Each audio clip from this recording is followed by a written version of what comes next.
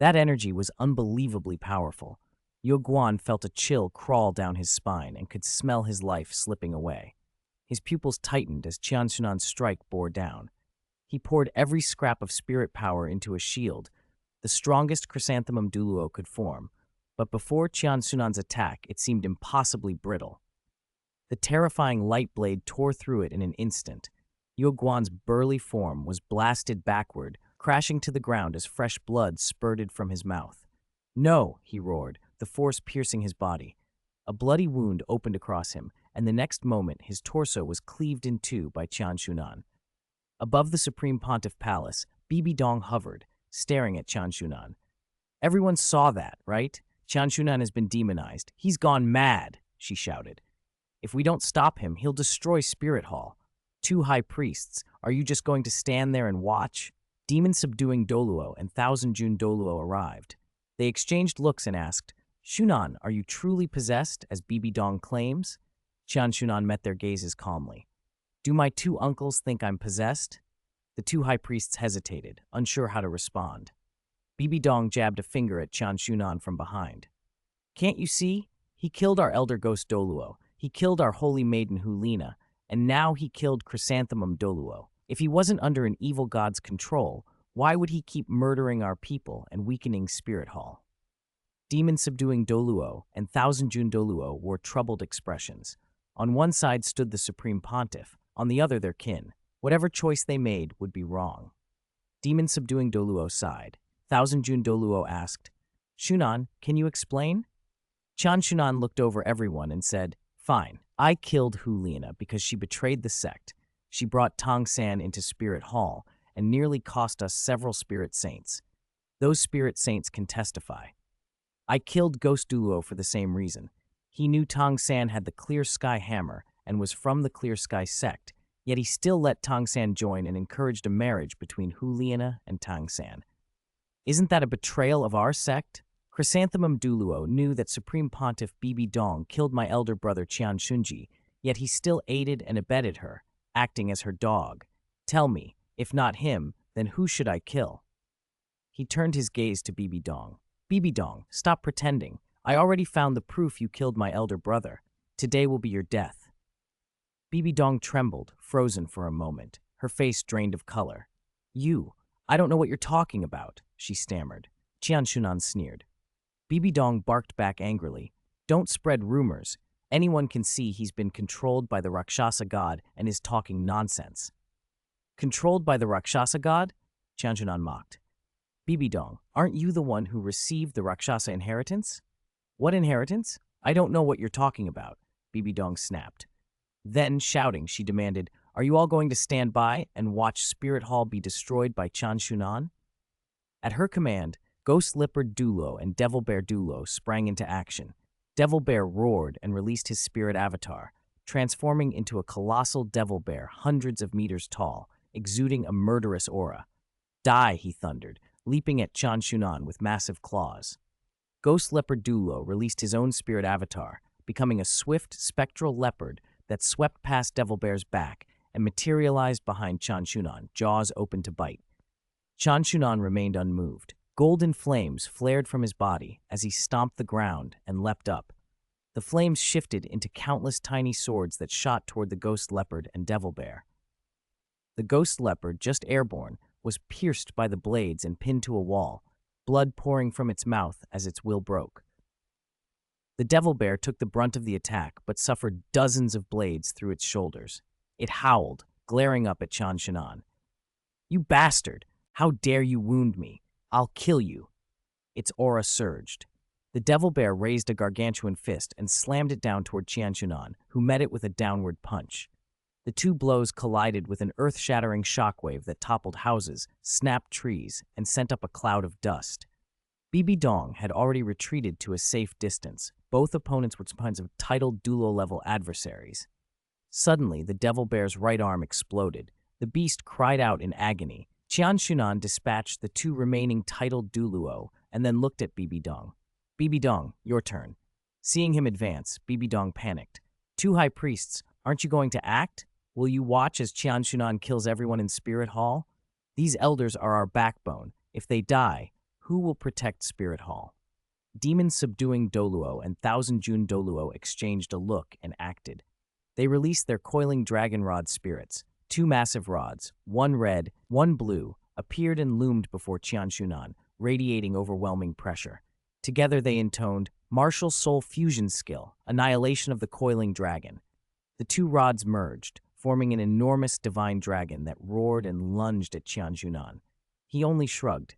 "Two uncles, I'm sorry, but please rest a little," he said. The angelic sacred sword materialized in his hand. His fifth half-million-year spirit ring flared to life. This fusion skill warranted a spirit ability. Fifth spirit ability, Light of Judgment.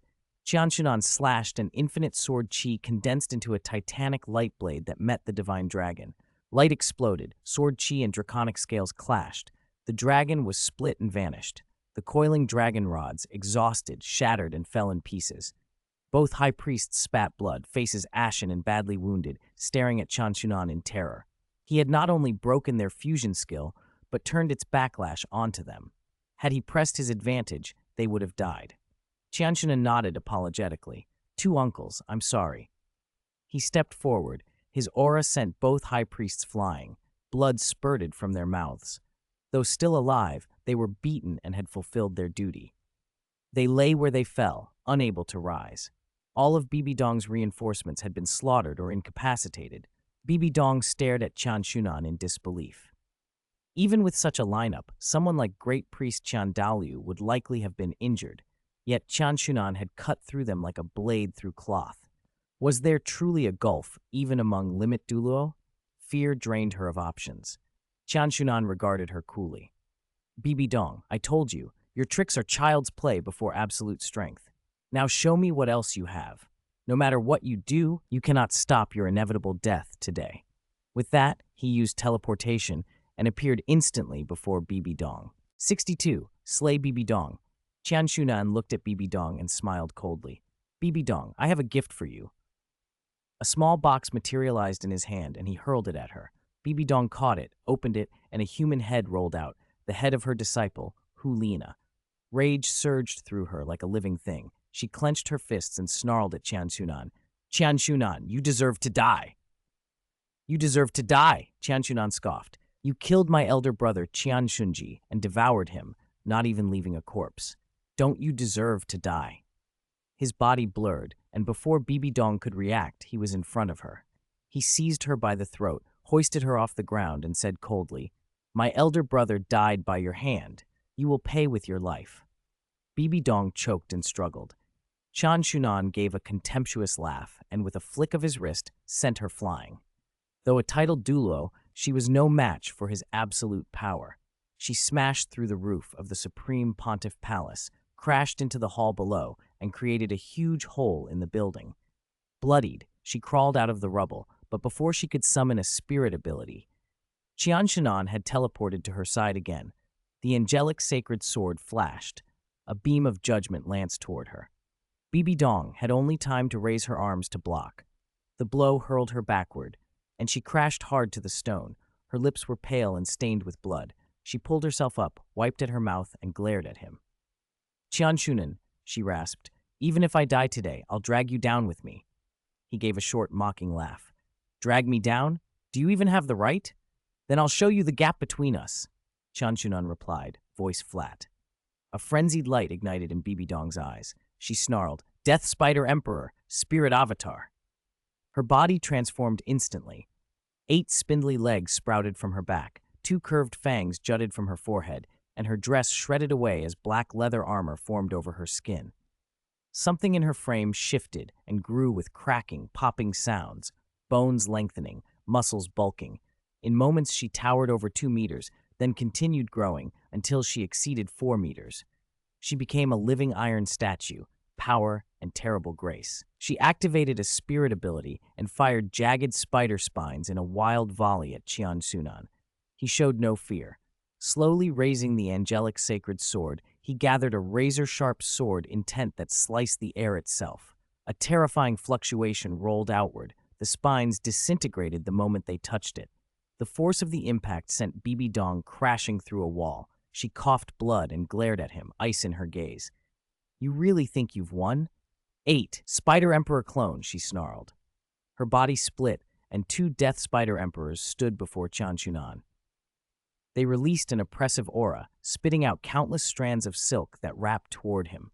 The silk filled the chamber like a tidal net, as tough as steel and laden with suffocating pressure. 3rd spirit ability, Spider Web Restraint, she cried. Countless silk threads coiled and sealed the space around him. Qian Xunan said nothing. He swept his gaze across the trap, then casually brought the sacred sword down in a single decisive stroke. Thousands of brilliant lights erupted and a massive sword chi poured out. The instant the silk touched that sword chi, it snapped and dissolved. What had been invincible strands were shredded like paper. The power in Qian Xunan's strike was incomparably vast. Bibi Dong's face darkened. She gritted her teeth and unleashed another attack, Death Gaze. Her emerald pupils flared, emitting a seductive green light that seemed to cut through reality itself, tearing space inch by inch with terrifying force. Qian Xunan barely moved. He closed his eyes for a beat, and when he opened them, a cold, keen light burned within. He stepped once and was before her. The angelic sacred sword rose and slashed down, unleashing a golden sword glow that shredded the void as if space itself would split. The sword glow met the death gaze. For an instant, the world went colorless. The sword glow cleaved through her green light and then drove toward Bibi Dong with unstoppable force. Panicked, she threw her arms up to block, but the sword chi was merciless. There was a ripping sound as her arms were sheared away, blood sprayed. The sword glow then smashed into her abdomen and sent her flying into the wall. She screamed. Qian Xunan did not hesitate. He reappeared before her, and the angelic sacred sword became a meteoric strike, plunging toward her chest. Terror filled Bibi Dong's eyes. No, she roared, but it was too late to defend. The sword descended and blood spattered. Bibi Dong's body was severed in 2. Chapter 63. The Tyrannical Bibi Dong.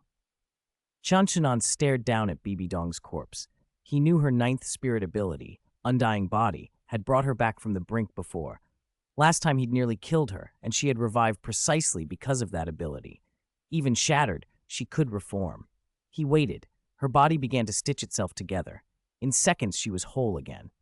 Undying Body was clearly Bibi Dong's lifeline. Qian Xunan frowned, then raised his palm. The angelic sacred sword blazed with dazzling light as he pointed it at her. Die, he said coldly, and the sword flared once more. Bibi Dong's eyes widened with panic. She never expected to be so thoroughly beaten. This time Qian aimed for her head. A blinding white slash cut through the air. Boom! A jagged cut split her pale, delicate throat to the bone. Blood poured out, and a dense emerald mist of poison steamed from the wound. She screamed, a hoarse, desperate roar that twisted her face into something grotesque, like a demon clawing its way out of the abyss. Qian Xunan watched her steadily. Undying Body is a spirit ability, he said. As such, it consumes spirit power. Reviving someone takes an enormous amount. Tell me, how many more times can that ability pull you back? Spider silk threads shot out and yanked Bibi Dong's body away, dragging her out of reach. She staggered, then recovered again, but paler, as if the revivals had bled her dry. She had used Dying Body twice already. The cost showed in her withered look. Qian Xunan gave her no time to breathe. With a rush of golden light, he reappeared before her, and the angelic sacred sword slashed again, harder and faster, carrying an irresistible force. Bibi Dong's heart hammered. She had no room to resist. Her eyes stayed fixed on the blade in his hand as she activated Undying Body once more, but this time she used another effect. She condensed into pure energy, beyond physical targeting. The sword's chi spread like a woven web. Bibi Dong's form dissolved into that sword chi and vanished in the blink of an eye. Her Undying Body was formidable. If Qian Xunan's talent hadn't been exceptional, he might have had no way to handle her. She reappeared transformed into her other spirit, the soul-eating Spider Emperor. Her body had become a huge, sickly green spider, bristling with barbs across its back and a hooked, glinting tail.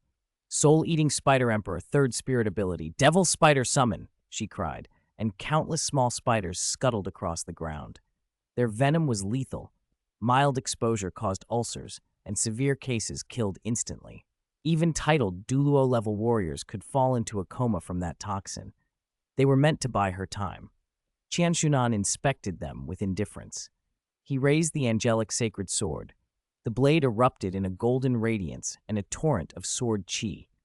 The light swept over the spiders. Their screams pierced the air as they were annihilated. Spirit-summoned creatures could not withstand Qian's sword. In an instant, there was nothing left. Bibi Dong's pupils pinched shut. She vanished and reappeared at Qian Xunan's side, a dagger poised at his throat.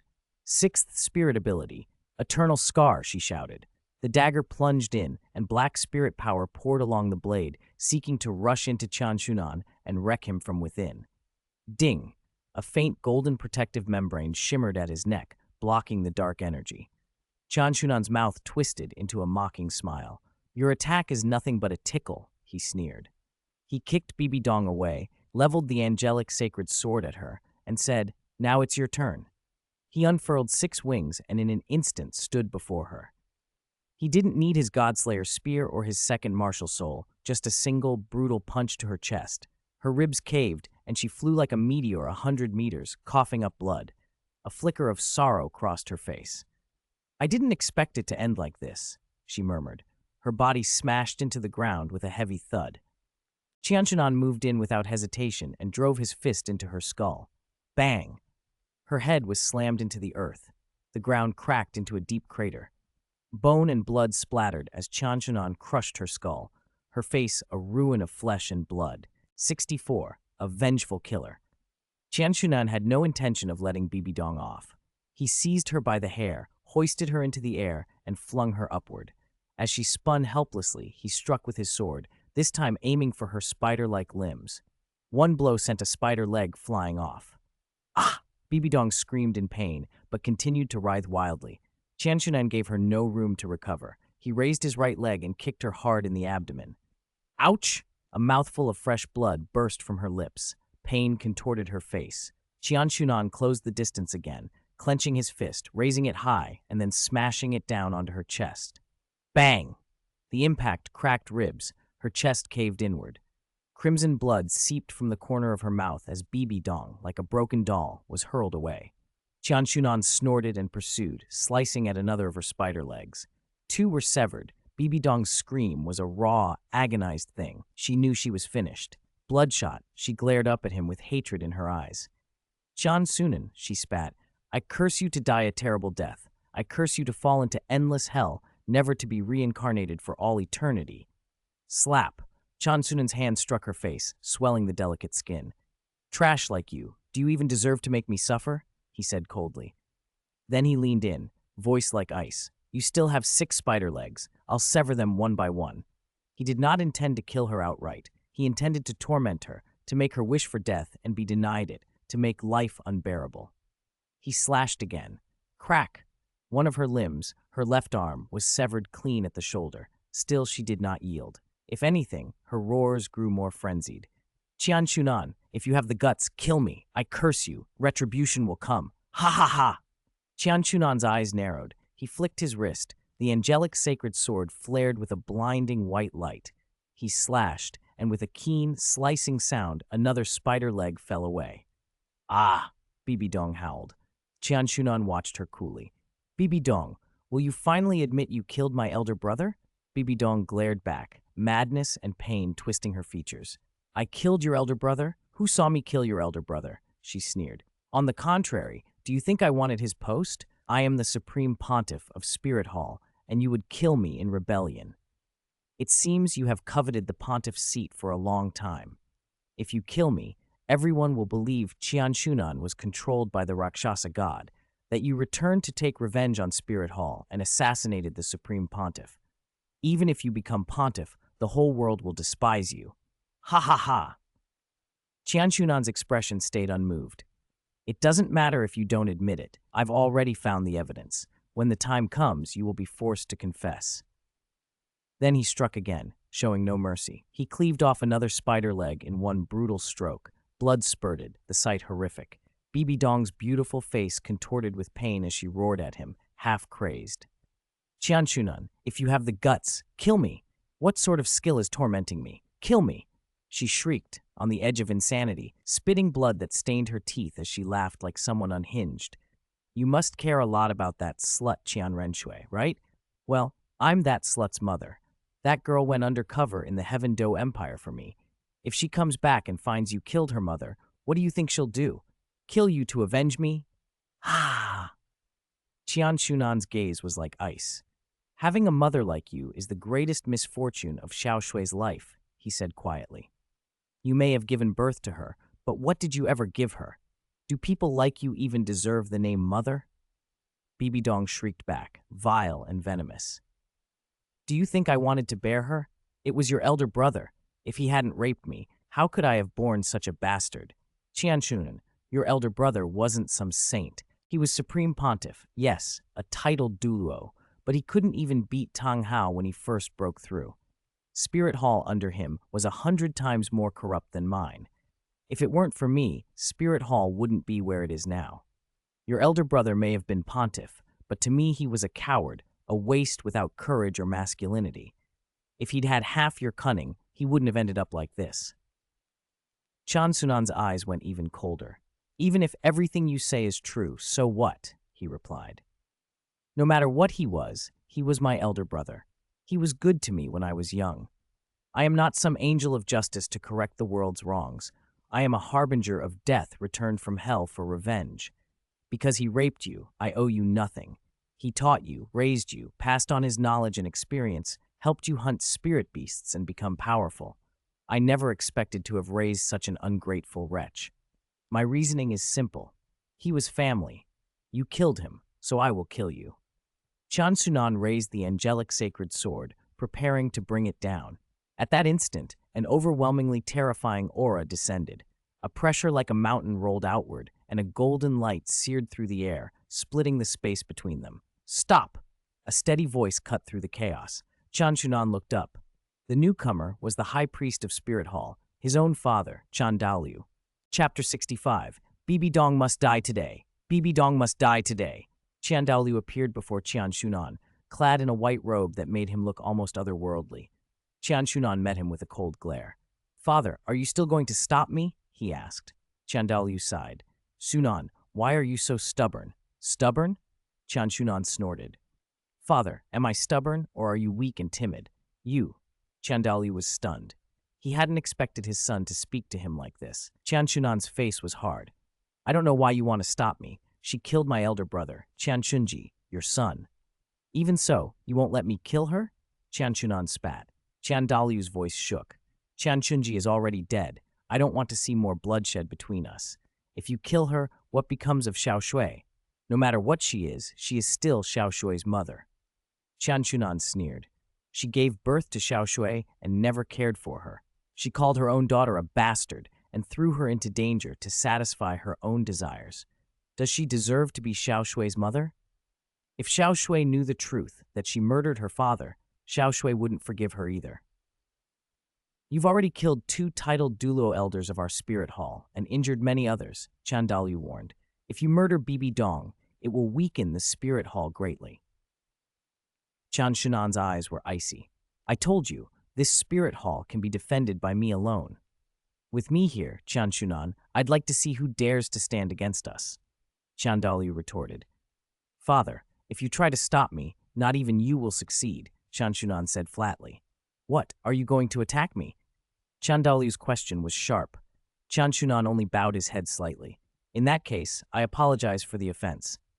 Then he stepped forward and lunged toward Bibi Dong. Qian Daluo blocked him immediately, terrifying spirit power erupting from his body. As a level 99 Limit Douluo, his might was immense. He roared as spirit power rolled around him, and swung a palm struck with the sound of thunder and wind toward Qian Xunan. Qian Xunan regarded him coolly and replied with a punch of his own. Their blows met with a thunderous crash and a blast of air. Qian Daluo staggered backward, while Qian Xunan remained rooted in place. Astonishment flashed across Qian Dalu's face. His son's strength was far greater than he had thought. Qian Xunan's lips curled with contempt. He struck again, unleashing blow after blow without giving Daluo time to recover. Despite his shock, Qian Daoluo refused to show weakness and countered fiercely. Their clashes unleashed such force that nearby plants withered and gusts tore through the air. After dozens of exchanges, Qian Daoliu finally fell back over 20 steps, steadying himself. Qian Xunan only retreated 3 to 5 steps. The difference in their power was obvious. I never tested your strength before, Qian Daoliu admitted, breathless. I didn't expect you to be this powerful. Qian Shunan's gaze was merciless. Sorry, father, I haven't used my full strength. He stepped forward in a blur and squared off with Qian Daoliu. Since you insist on stopping me, then rest as well. Qian Xunan condensed the angelic sacred sword in his hand. With a single slash, it erupted in blinding golden light. Daoliu's expression changed. The strike carried even more terrifying power than before. He gritted his teeth and met it with a palm strike. The two forces collided midair with an explosive boom that sent visible airwaves rippling outward. Qian Daoliu could not withstand it. His body was hurled like a cannonball. He spat blood and turned pale. Qian Shunan's figure flickered, and he was beside Daoliu in an instant, delivering another crushing punch. Daoliu flew back, spitting more blood, and crashed heavily to the ground. Watching the duel, Bibi Dong's eyes gleamed with hatred. You deserve to die, Qian Xunan. I'll make your life a living hell, she shrieked. A sickly green poisonous mist rolled off her, thickening until visibility within 100 meters was almost nil. From behind Qian Xunan, Bibi Dong launched a sneak attack. Her spirit power took the form of a jade-green, ghostly projectile shaped like a spectral spider. It streaked instantly for the back of Qian Xunan's head, its speed and destructive force unmatched. But Qian Xunan seemed to have expected it. His figure flickered. He vanished from his original spot and snagged the jade-green missile out of the air. He crushed the spectral spider, reducing it to countless fragments, then dove into the poisonous fog. Moments later, he reappeared just behind Bibi Dong. He pointed a finger at her head. The gesture sliced through the air with a sharp whistle, a faint spark of electricity tracing the path. Bibi Dong sensed the danger and dodged, but Xunan didn't stop. In a flash, he closed the distance, one hand clamping around her throat. He lifted her clean off the ground. Bibi Dong thrashed and clawed, but she couldn't break free. Qian Daoliu hauled himself out of the rubble and watched, shaken. Xunan, are you really not going to stop? Qian Shunan's voice was cold and final. Of course not. Today, Bibi Dong must die. Chapter 66. Trial the Pope. Qian Xunan seized Bibi Dong, and a golden chain sprang to life and wrapped around her. It was one of his spirit abilities, angel law, binding. The chains were woven from precise runes that gave them an unbreakable binding power. Once entangled, even a god would find it difficult to break free. As the runes tightened, their strength only increased. Trapped, it was like sinking into a muddy bog, unable to move an inch. Bound by Qian Xunan's chains, Bibi Dong could not use her spirit power. Even as a titled Douluo, she was reduced to the helplessness of a common mortal. Cough, cough, what are you doing? Let me go. Bibi Dong hacked, coughing violently. To let you die quietly would be too easy, Qian Xunan said coldly. I returned to judge you. His gaze was icy. Holding the other end of the chain, he shot into the sky. Bibi Dong's body scraped along the ground as she was dragged toward the spirit hall's execution platform. She struggled frantically, but the binding runes held fast. Qian Xunan, where are you taking me? Let me go, she roared. Qian Xunan hauled her up onto the execution platform and bound her there. A massive guillotine axe gleamed ominously, resting at her throat as if a single motion could lop off her head. Humiliation and fury burned in Bibi Dong's eyes. Qian Xunan, what do you want? She demanded hoarsely. Bibi Dong, Qian Xunan said slowly, today I must judge you. I must execute you. You harmed my elder brother. Today I will use your head to honor his heroic spirit. Bibi Dong's expression twisted. In response, Qian Xunan ignited a huge firework. With a thunderous crack, it exploded in the sky above Spirit City, unleashing a blue-purple flame that shot upward. The whole city stilled, everyone craning their necks at the spectacle. This is Spirit Hall's execution signal. Who are they executing?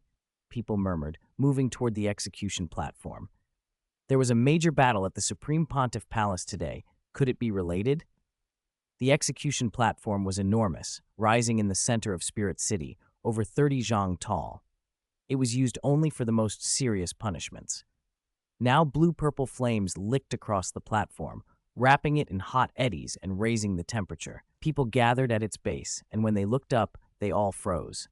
Kneeling on the platform, bound in golden chains, was the Supreme Pontiff of Spirit Hall. "Oh my God, that's our Supreme Pontiff," someone cried. "Is Lord Arbiter going to execute the Supreme Pontiff?" another asked in disbelief. "Impossible. What's going on?" Shock rippled through the crowd. In the air, a few consecrators hovered, stunned. This was the execution of the highest-ranking person in their hall. No one could make sense of it. Bibi Dong screamed, "I refuse!" "Qian Xunan, by what right do you kill me? I am the master of Spirit Hall. What right do you have to kill me?" Qian Xunan said nothing at first. He waited.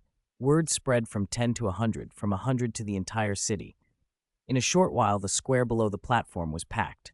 When most of the people had arrived, Qian Xunan finally spoke. His voice carried immense pressure. The sound itself hushed every whisper in the square. "You all know who is on this execution platform, do you not?" he asked. "That is our Supreme Pontiff of Spirit Hall," he continued. "You must be wondering why I dare execute someone of such standing, why I must execute her. Now will be the judgment of Supreme Pontiff Bibi Dong." He looked down at her. "Bibi Dong, do you plead guilty?" Bibi Dong raised her head to him. "What crime have I committed?" she asked. Qian Shunan's voice was cutting. "First, usurpation of power. That is a capital offense."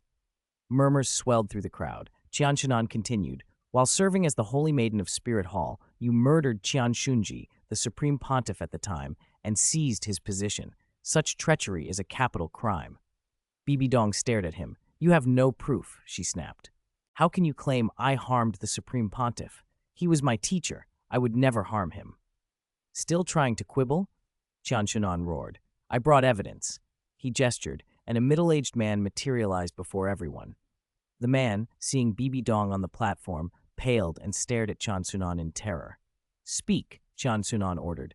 "Tell us about Bibi Dong murdering the Supreme Pontiff." The man trembled. "I was a guard of Spirit Hall then. My registration can be verified by Spirit Hall records. That night, I personally saw Holy Maiden Bibi Dong devour the injured Supreme Pontiff."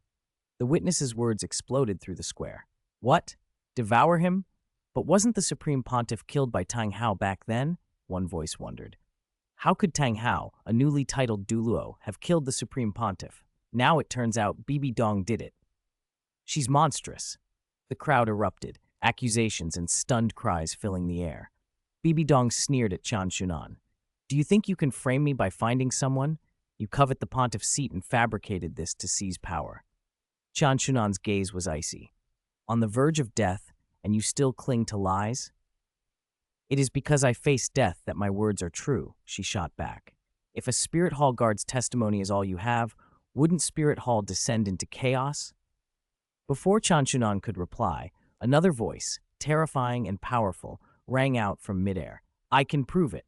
End of this chapter. To kill someone, first destroy their spirit. Even Qian Xunan was taken aback. Who would come forward to testify for him now? Then a figure flew up onto the execution platform, his father, Qian Douluo.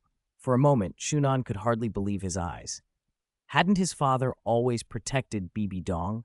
Why would he stand up for him now? The priests below were stunned. "It seems the high priest has finally come to his senses," Lightfeather Douluo said coolly. Azure Luan Douluo beside him gave a slight nod. "Father," Qian Xunan called. Qian Douluo sighed as he looked at his son. "Xunan, I know I can't stop you now."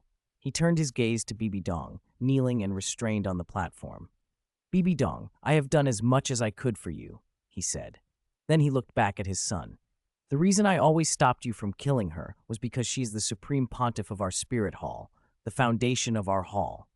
After your elder brother died, there was no one fit to take the pontiff's place except her. Your brother did wrong to her, and she is Xiao Shui's mother. If she were killed, Xiao Shui would be motherless. Under her management, the Spirit Hall prospered. Over time, my reasons for killing her grew fewer." "You're old, and your edge is gone," Qian Xunan said flatly. Qian Douluo nodded. "I am old. I admit there is another reason I didn't kill Bibi Dong." "What reason?" Xunan asked. "Because she is a god's chosen," Qian Douluo answered. "I know she's claimed by a god, a successor to a god. She came from Slaughter City, so I can't be sure whether she follows the Asura god or the Rakshasa god. But a god's successor means a god backs her. If we killed her and a god punished us, I fear the spirit hall could not bear it. He let the words hang between them. Xunan, do you understand why I restrained you all these years? Xunan glanced at his father, then shook his head slightly. Father, I understand and I can see your point, but I still don't agree. Being a god successor doesn't mean our spirit hall has no gods. Wasn't the god of angels our progenitor? Even if a god descended in person, Qian Xunan would not fear him. You must never blaspheme the gods, Qian Douluo said, panic flitting across his face. Gods are creators, beings we revere. Disrespecting them brings divine punishment. In that moment, Xunan finally understood why his father, a Limit Douluo all his life, could never strike the final blow. It was not reverence but fear that held him back. Douluo was made to be a servant of the gods, not to surpass them. Bibi Dong, overhearing, laughed. Ha ha, Qian Douluo, you old fool, stop pretending. Yes, I am a god successor. The reason I could frame Qian Xunan as inheriting the Rakshasa god position before is that I myself inherited it. If you know what's good for you, release me. Kill me and Rakshasa god, old venerable one, will not be pleased. Still hoping your Rakshasa god will save you? Qian Xunan's gaze iced over. Humph. I said today is your death day. No one can save you, not even a god, he shouted. Then he looked at his father. Father, you said you could prove this. Explain everything. Qian Douluo drew himself up and spoke to the crowd below. Citizens of the Spirit Hall, Adjudicator Elder is right. Bibi Dong is the murderer who killed my son, Qian Xunji. A tremor ran through the assembly. Qian Douluo continued, voice cold and shaking with long-suppressed grief. When Qian Xunji returned injured that year, I went to check on him. At the door of the secret chamber, I found that he had already been killed by Bibi Dong. He looked at the terrified guards who had testified earlier. Their testimony does not matter. Does this old man's testimony count, Bibi Dong? For years he had swallowed his hatred for the woman who killed his son. Cowardice had stopped him from acting. Today, despite everything, he would stand with his other son. Bibi Dong laughed again, hysteric and bright-eyed. Ha ha! Yes, you're right, Qian Xunan and Qian Douluo. This venerable one did kill Qian Xunji. I didn't just kill him, I devoured him. I left no intact corpse. Qian Douluo, you old fool, do you know how delighted I was watching you grieve yet powerless? Her face was flushed, her voice shrill with triumph. If Qian Xunan had never come back, you would have never been able to defy me. You would have remained in my palm forever. Qian Daolu's face flamed. He hadn't expected such insult. Qian Xunan's expression went colder. Bibi Dong, why are you so pleased? Your execution has only just begun. Do you think I'm afraid of you? She sneered. Go ahead, kill me. Qian Xunan ignored her and called up to Lightfeather Douluo. Uncle Lightfeather, did you bring the person I asked you to bring? Of course, Lightfeather replied. He waved, and a man was pulled up onto the platform. Bibi Dong's old lover, Yu Xiaogang. He was a shadow of his former self, skin crisscrossed with scars from endless torments in the Spirit Hall dungeons. Bibi Dong's composure broke. Xiaogang, where have you been? What have they done to you? Qian Xunan knew Bibi Dong had a weakness. Yu Xiaogang. To ruin someone, you must first break their heart. He turned to Yu calmly. Yu Xiaogang, tell me, do you love Bibi Dong? Yu looked at her disheveled face and snorted coldly. No, I never loved her. Who would love a mad woman? You said you loved me, Bibi Dong cried. All those vows, forever together, were lies? Yu faced her without pity. I never loved you. I lied to get into the Spirit Hall and access its records. Without you, how would a spirit grandmaster like me, barely in his 20s, have had that access? Bibi Dong spat blood and stammered accusations. You're lying. Qian Xunan must have threatened you into this. Yu shook his head. Lord Arbiter promised me release if I told the truth, but he didn't force me to lie. Everything I say now is what I truly feel. Look at your spider spirit. Disgusting. You may be beautiful, but your heart is vicious. I was driven away by Supreme Pontiff Qian Xunji, yes, but I also left because I could no longer bear to look at you. I never liked you. Power and authority aren't love. Only Erlong mattered to me. His words were like knives. Bibi Dong coughed up more blood. Color drained from her face. Qian Xunan handed Yu a knife. Yu Xiaogang, if you don't love her, then do this. Make 100 cuts across her face, and I will have you released. Don't worry, she's restrained. She's just an ordinary person now. Yu took the knife without hesitation and stepped in front of Bibi Dong. She stared at him, wild hope and despair tangled on her face. Xiaogang, you. I have to live, he said simply. I want to go back and see Erlong. Then he began to cut, one line after another, across Bibi Dong's face. Bibi Dong knelt on the execution platform, prostrate and trembling. Yu Xiaogong stood before her with a dagger, slashing her face again and again. Her eyes, once wild and burning, slowly emptied. Tears mixed with blood ran down her cheeks. She no longer fought or screamed. Something inside her had already died. The man she had loved was cutting her to pieces. Love, it seemed, had been a lie. I'm sorry, Bibi Dong, Yu Xiaogong said as he worked, voice flat and without mercy. I admit you helped me back then, but it was never love. I never liked you. For my own survival, endure a little more. If you rise as a revenge spirit later, don't come after me. He kept slashing. Bibi Dong's pale face became a map of gashes. Flesh hung in strips, crimson seeping from the wounds. She lifted her head to look at him. Her voice, when it came, was hoarse and small, tinged with a grief that had nothing left to burn. Under Yu Xiaogong's blade, her features were losing shape. What little beauty remained was torn away, the skin on her face ripped open, wounds deep enough to smell something iron sour and clotted. Blood flowed from the cuts, dark and steady. Her eyes, once bright, had gone hollow. Her lips were broken and split in every direction, cheeks slack with pain. Each cut convulsed her body. She trembled as if the blade had nicked something that made her tremble on the inside too. People who had once admired her now pulled their gazes away. She no longer looked like the captivating woman she had been. She looked like a ruined thing, steeped in torment. Tears and blood tracked from the corners of her ruined eyes. She groaned softly as the knife kept working. After an uncounted number of cuts, Qian Xunan stepped forward and looked down at her. Bibi Dong, he said, voice cold. For a man like this, you committed so many wrongs. Was it worth it? Bibi Dong's body shuddered. She raised her eyes, vacant now, and stared at him. Qian Xunan shook his head as if disappointed. He didn't look toward her with pity, only judgment. Then he turned to the citizens gathered below and announced loudly, Citizens of Spirit Hall, hear my judgment on the crimes of Bibi Dong. He declared, Bibi Dong, Supreme Pontiff of Spirit Hall, in collusion with former Elder Yu Xiaogong, murdered the previous Supreme Pontiff Qian Xunji. She seized the Rakshasa god's divinity and, in order to activate its trial, devoured the former Supreme Pontiff Qian Xunji.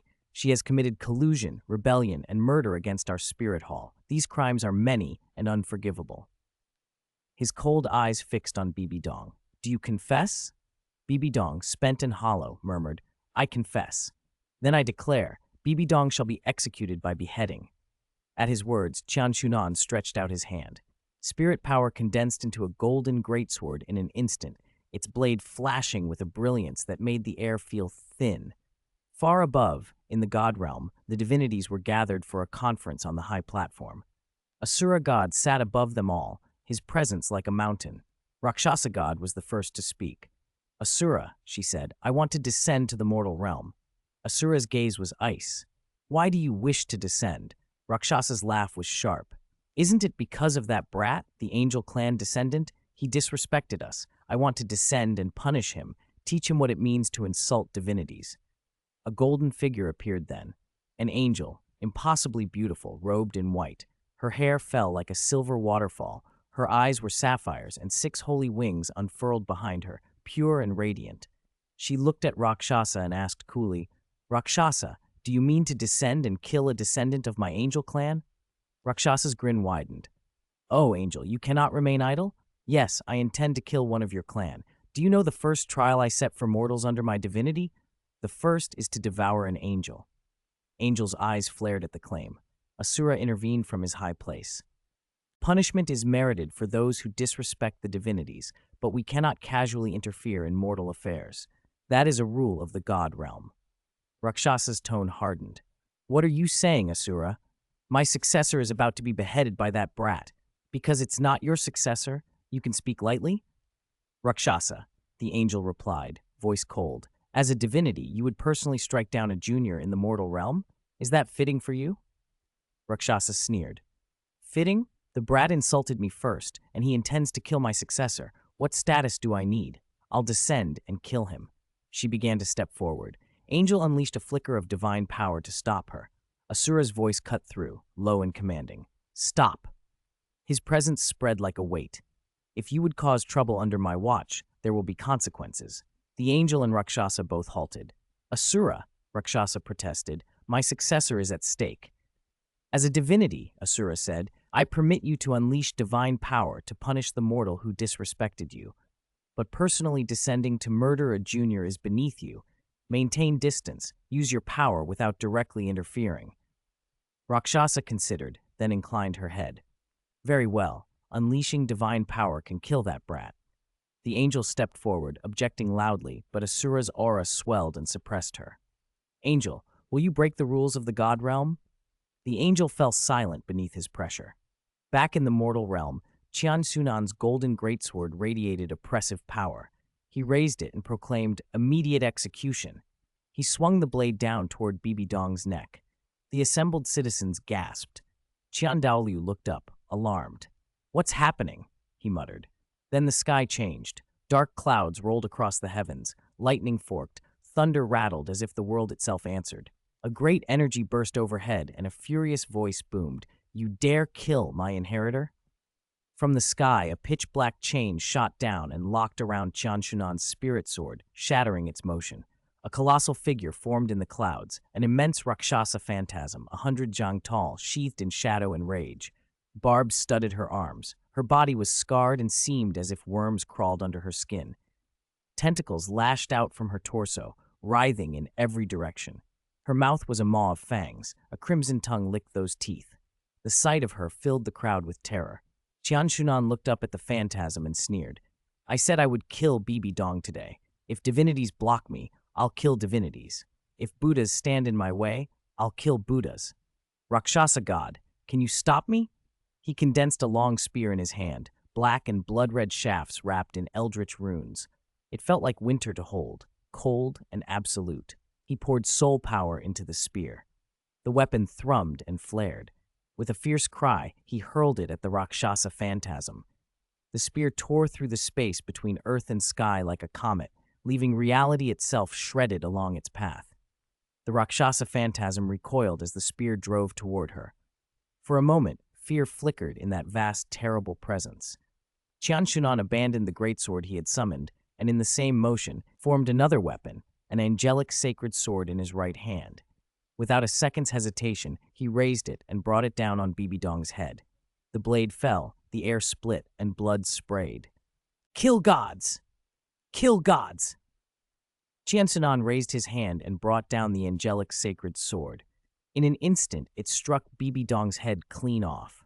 Blood sprayed into the air, painting the sky crimson. Her body went limp and collapsed to the ground. Her head rolled onto the execution platform, eyes wide with the despair and pain of her final moments. The crowd below froze. A supreme pontiff, fallen just like that? And it had happened right in front of a god. Because Qian Xunan had used the angel law, Bibi Dong could not activate her ninth spirit ability, the undying body.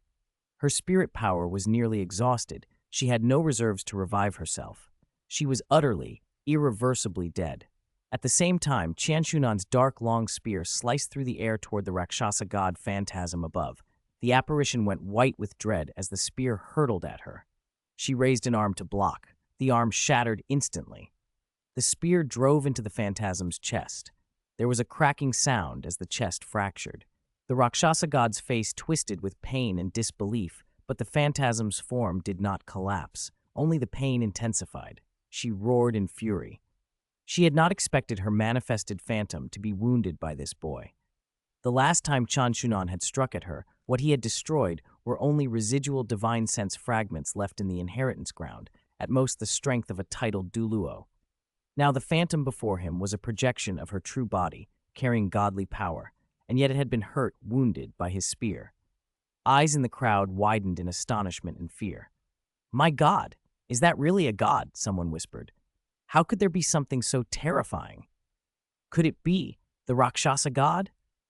How could the Rakshasa god descend to the mortal world?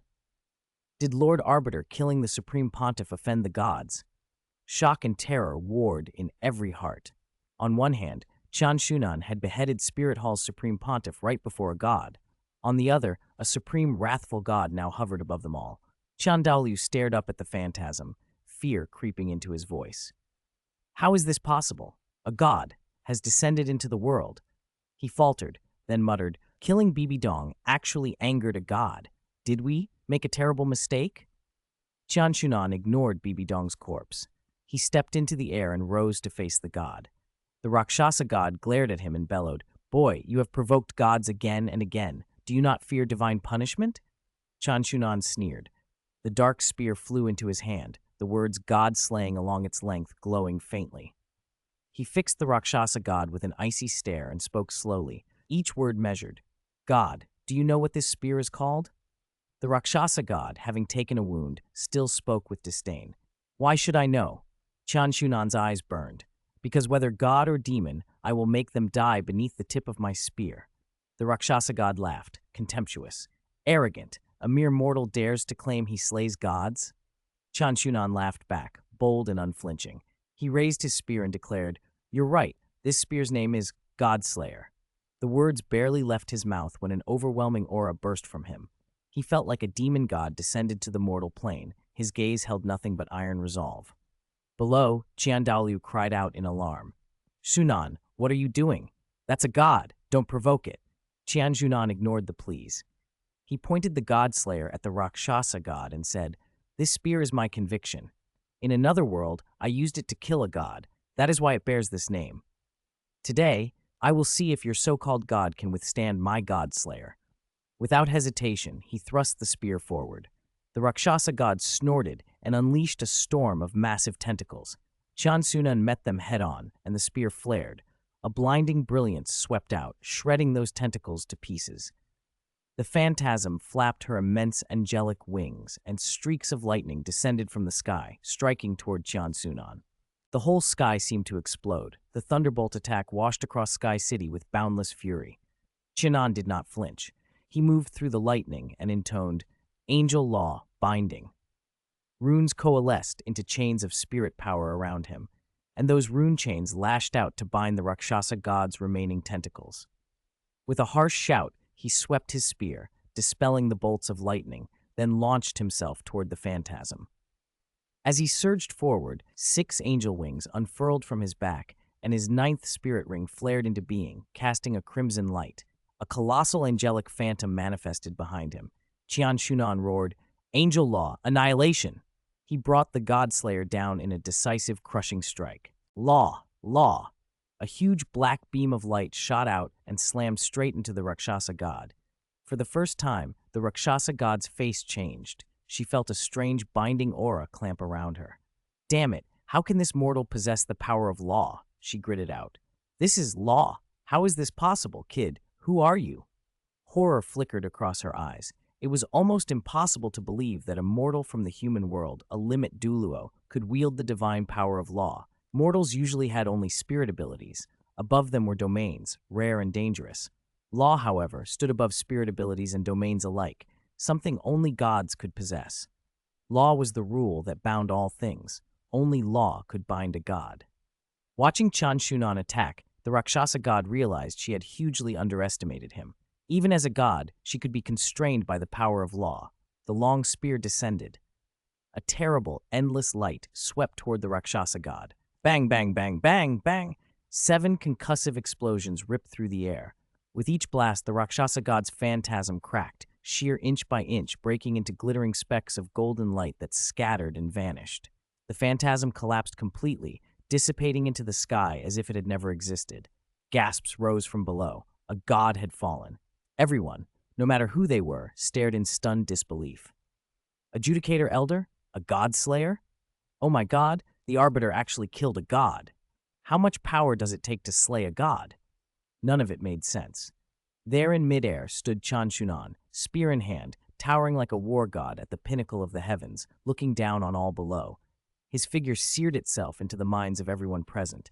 Qian Daoliu watched in utter horror. Is this Xunan's true power? He can even kill a god. The remaining enshriners looked up, shock written on every face. Gods were the things they spent their lives chasing, lofty, unreachable. And now one had been slain by the child they'd watched grow up. It overturned everything they thought they knew. A terrifying voice rolled down from the sky. Good. Very good. Kid, I will remember this grudge. You insulted a god, killed my successor, and destroyed my projection. In 1 year, I will descend upon Spirit Hall myself. Then I will bury your Spirit Hall and your entire angel clan along with you. The voice was like a nightmare come to life, and a chill ran through the crowd. The threat planted a seed of dread in every heart. If the Rakshasa god's true body came down, would they all be buried because Qian Xunan had provoked her? Tell me, is the Arbiter really able to defeat her if the Rakshasa god's true body appears? Someone whispered. Lord Arbiter is only a Limit Douluo. She's a god. How can a human possibly beat a god? Gloom settled over the crowd as they murmured among themselves. Qian Xunan landed on the execution platform. Many who had watched him heroically a moment ago now looked up with a mixture of fear and anger. Perceptions had shifted in an instant. Qian Xunan did not care. He sheathed his angel wings and his god-slaying spear and looked at Bibi corpse, his brother's revenge finally complete. Yu Xiaogong sat stunned beside the corpse, trembling. Qian Xunan noticed that the man's pants were wet from fear. He'd been terrified enough to soil himself. No one here had expected a mortal to stand against a god. Such a person might never be seen again on the entire Douluo continent. Yu Xiaogong, eyes wide, stammered, Lord Arbiter, I did as you asked. Won't you let me go now? Qian Shunan's gaze fixed on him. The look was like an abyss. Terror flooded Yu Xiaogong and his whole body shook. Qian Xunan nodded quietly. You may go, but never let me see you again. The next time I see you, I will kill you without mercy. Yes, thank you, Lord Arbiter. Thank you, Lord Arbiter. Yu Xiaogong fell to his knees and kowtowed frantically. Qian Xunan ignored him and turned to the crowd. I know you fear these so-called gods, he said. But as long as I, Qian Xunan, stand in charge of Spirit Hall, I will not let those gods harm a single hair on your heads. A commoner shouted back. But that's a god. How can a human fight a god? Another voice trembled. What descended today was only a projection. You beat a projection, but if the Rakshasa god's true body comes down, how can you possibly compete? Will we all die in a year? Qian Shunan's gaze went cold. 3 sharp cracks rang out, and the 3 speakers exploded into a spray of blood. The crowd was splattered, horror turning many to screams. Ah! Panic swept through them. Qian Shunan's voice remained calm and hard. Do you still remember the founder of our Spirit Hall, the angel god? The Rakshasa god has always been our enemy, from ancient times to now. You are people of Spirit Hall. You should know that. So what if she's a god? If any god dares to descend into the mortal world, I will slay it. I, Qian Xunan, will protect you, so long as you are of Spirit Hall, but cowards who cower before battle have no place here. The crowd fell silent, awed and afraid. Qian Xunan looked at those who remained and said, Those who are afraid, you have 1 day to leave Spirit Hall. 71. The Flames of Revenge. In the Stardew Great Forest, Tang sat unmoving for 7 days straight. Day 1, Day 2, through wind and rain, he never left his post. He held Xiao Wu in his arms, using his body as a shield against the elements, staring blankly at her the whole time. After the 7th day, his thoughts had grown hazy, but he kept sitting as if the slightest movement might harm her. A faint twitch finally snapped him from his stupor. Xiao Wu, at last, moved. The golden red light that had flickered around her faded, replaced by soft, jade-white fur. Her long rabbit ears lay against her back, and her red rabbit eyes opened slowly. Tang felt a strong life force emanating from her, so powerful that, aside from a true rabbit, it rivaled the life aura of the enormous Titan giant ape, Ming. She was not dead. A surge of joy leapt up in Tang like a fountain. But then he saw her eyes. They were hollow, empty of intelligence, blank of consciousness. Why? He murmured hoarsely, whether to Xiao Wu or to the heavens he didn't know. His spirit, already frayed, collapsed. His vision went dark, and he fell back, still cradling her. When he saw the hollow eyes of the soft-boned rabbit that Xiao Wu had become, Tang knew she had not truly recovered. Without a mind, without recognition, she was no longer his Xiao Wu. Grief overwhelmed him. His exhausted body shut down, and he fell into a deep coma. Even in the coma, he found no peace. Illusions haunted his dreams. He watched his father, his mother, Xiao Wu, all drift away from him. He felt as if his whole body were trapped in a blazing furnace, unable to escape the pain. Time lost meaning, But slowly his consciousness returned. Something furry pressed against his cheek. He opened his eyes and saw a patch of white, soft fur against his face. As his mind cleared, he reached out trembling and stroked it. Tears spilled down his face. Xiaowu. Pressed to his cheek was indeed the rabbit Xiaowu had become. The rabbit blinked, its large eyes vacant and lifeless. Its life aura was as strong as a 10,000-year spirit beast, but it showed none of the spirit or awareness one would expect. Tang stared at it, numb. Why? Why is this happening? He whispered, clutching her. No, it can't be. Hatred flooded his gaze. He roared at the sky. Spirit Hall, Qian Xunan, may you all suffer terrible deaths. Pain twisted through him as if an invisible hand were squeezing his soul. Breath became a labor. His chest felt crushed under an immense weight. His eyes burned with red-rimmed sorrow. Tears streamed down like beads. Yet the tears could not wash away the pain. They only emphasized his despair. Each breath felt like blades piercing his heart. His body trembled, helpless against the torment. In the center of that agony, memories crystallized. It had all been caused by Spirit Hall. His father killed by Qian Xunan. His mother sacrificed because of Spirit Hall. His great-grandfather slain by Qian Xunan. And now Xiaowu, she had sacrificed herself for him because of Spirit Hall. Ah! Tang tore a furious roar from his chest. Qian Xunan, I will make you pay. One day I will kill you. I will tear you apart. Spirit Hall, I will destroy you. I will wipe you from this continent. A place suddenly came to his mind, Sea God Island. He remembered great-grandfather Tang Chen telling him before he died to find a place called Sea God Island. Steadying himself, Tang slowly rose to his feet and began to walk forward with determined steps. Sea God Island. I am coming. God Realm. The Rakshasa god raged before the Asura god, her fury barely contained. Damn it! Damn it! She snarled, her face cold and vicious, veins standing out with anger. That hateful brat from the Angel clan dared to treat me like this. I will descend to the mortal realm, kill him, and destroy their spirit hall. Asura god remained calm and silent for a moment. Rakshasa pressed on. Are you not angry? Asura god, you head the god realm's enforcement team. Everyone respects you. That brat disrespected you right in front of us. Don't you want to punish him? I will not intervene, Asura god replied evenly. To me, he's nothing but an ant, Asura god continued. If I were to act against such an ant, it would only diminish my standing. Rakshasa's fury deepened. So you'll just let him go? Didn't you see how arrogant he was? Asura god met her glare with the same steady calm. I recently found a suitable candidate to inherit my god position. His talent may not match that brat from the Angel clan, but he will be obedient. You intend to create a god in the mortal realm to deal with him? Rakshasa asked.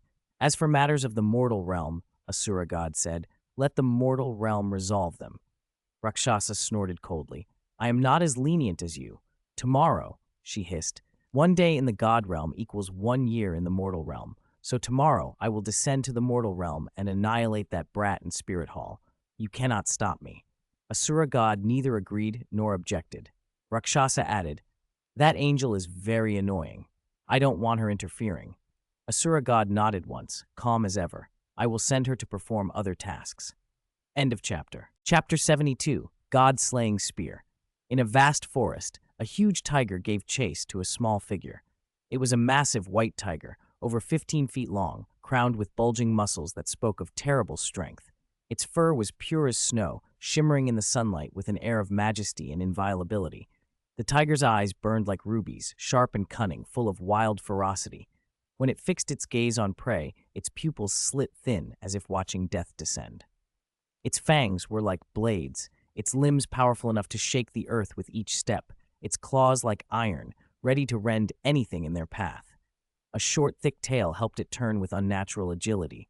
Its roar crashed like thunder, deafening and awe-inspiring, each bellow a reminder of its dominance. The small figure, who looked no older than 11 or 12, fled through the trees on 6 angel wings unfurled behind him. He darted and weaved, desperate to evade the tiger. But the beast was faster. With a terrifying roar, it lunged. A massive paw slammed toward the youth. He barely reached a large tree when the tiger was already there. He flung his angel wings outward, floating backward to buy distance, then tried to think of a way out. He had only flown a few meters when, to his horror, the tiger was suddenly in front of him again. It opened its maw and exhaled a misty white halo that spread over the boy and froze him midair. The halo wasn't strong in a raw way, but it had a strange binding property. No matter how he struggled, he could not break free. The tiger lowered its head, cold eyes fixed on him, and slowly raised a paw. It struck with a dull thud, knocking the youth to the ground. Blood spurted from his mouth. Before he could catch a breath, the tiger leapt atop him, pinning him down. Its blood-red jaws opened to bite.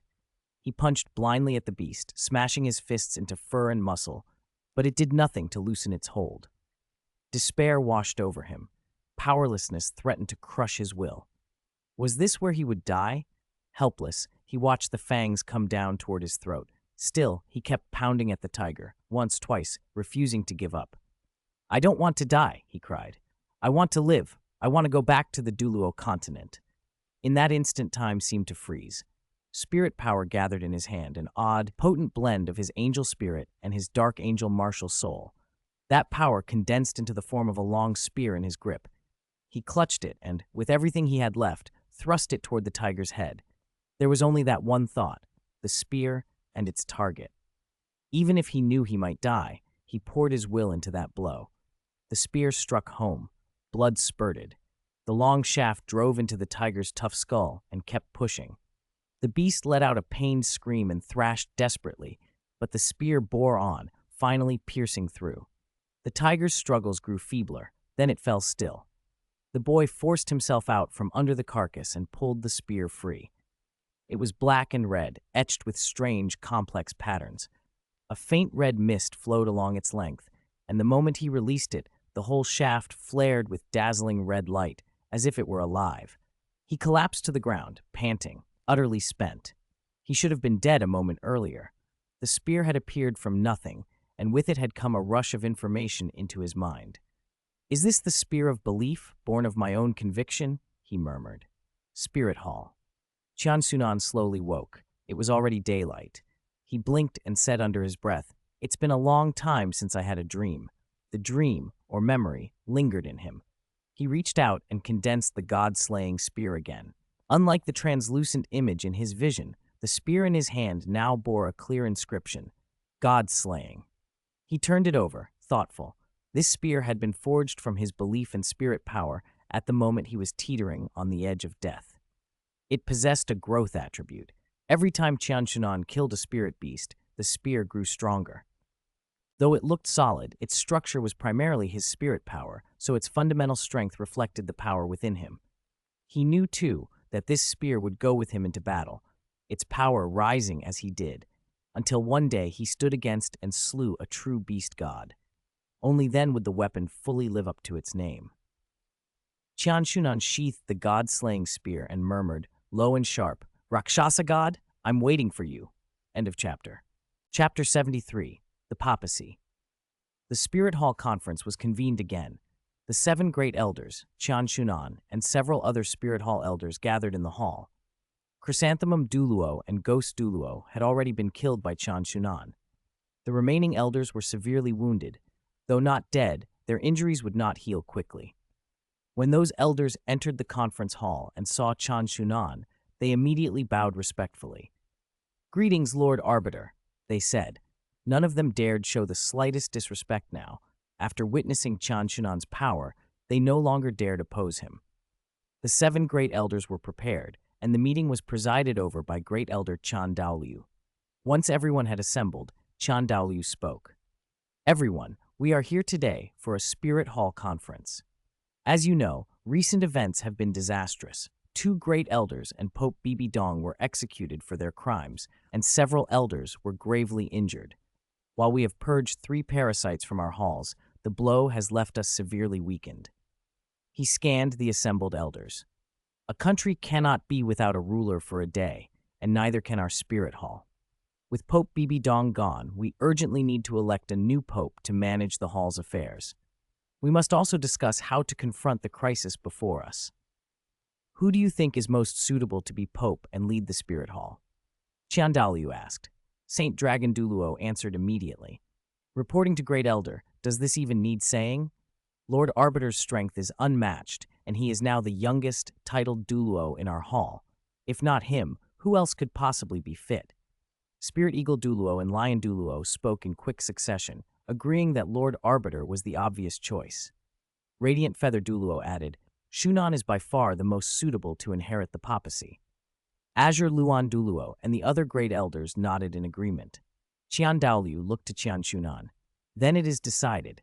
The position of Pope shall be inherited by Qian Xunan. Xunan, what do you think? Qian Xunan faced Qian Douluo calmly.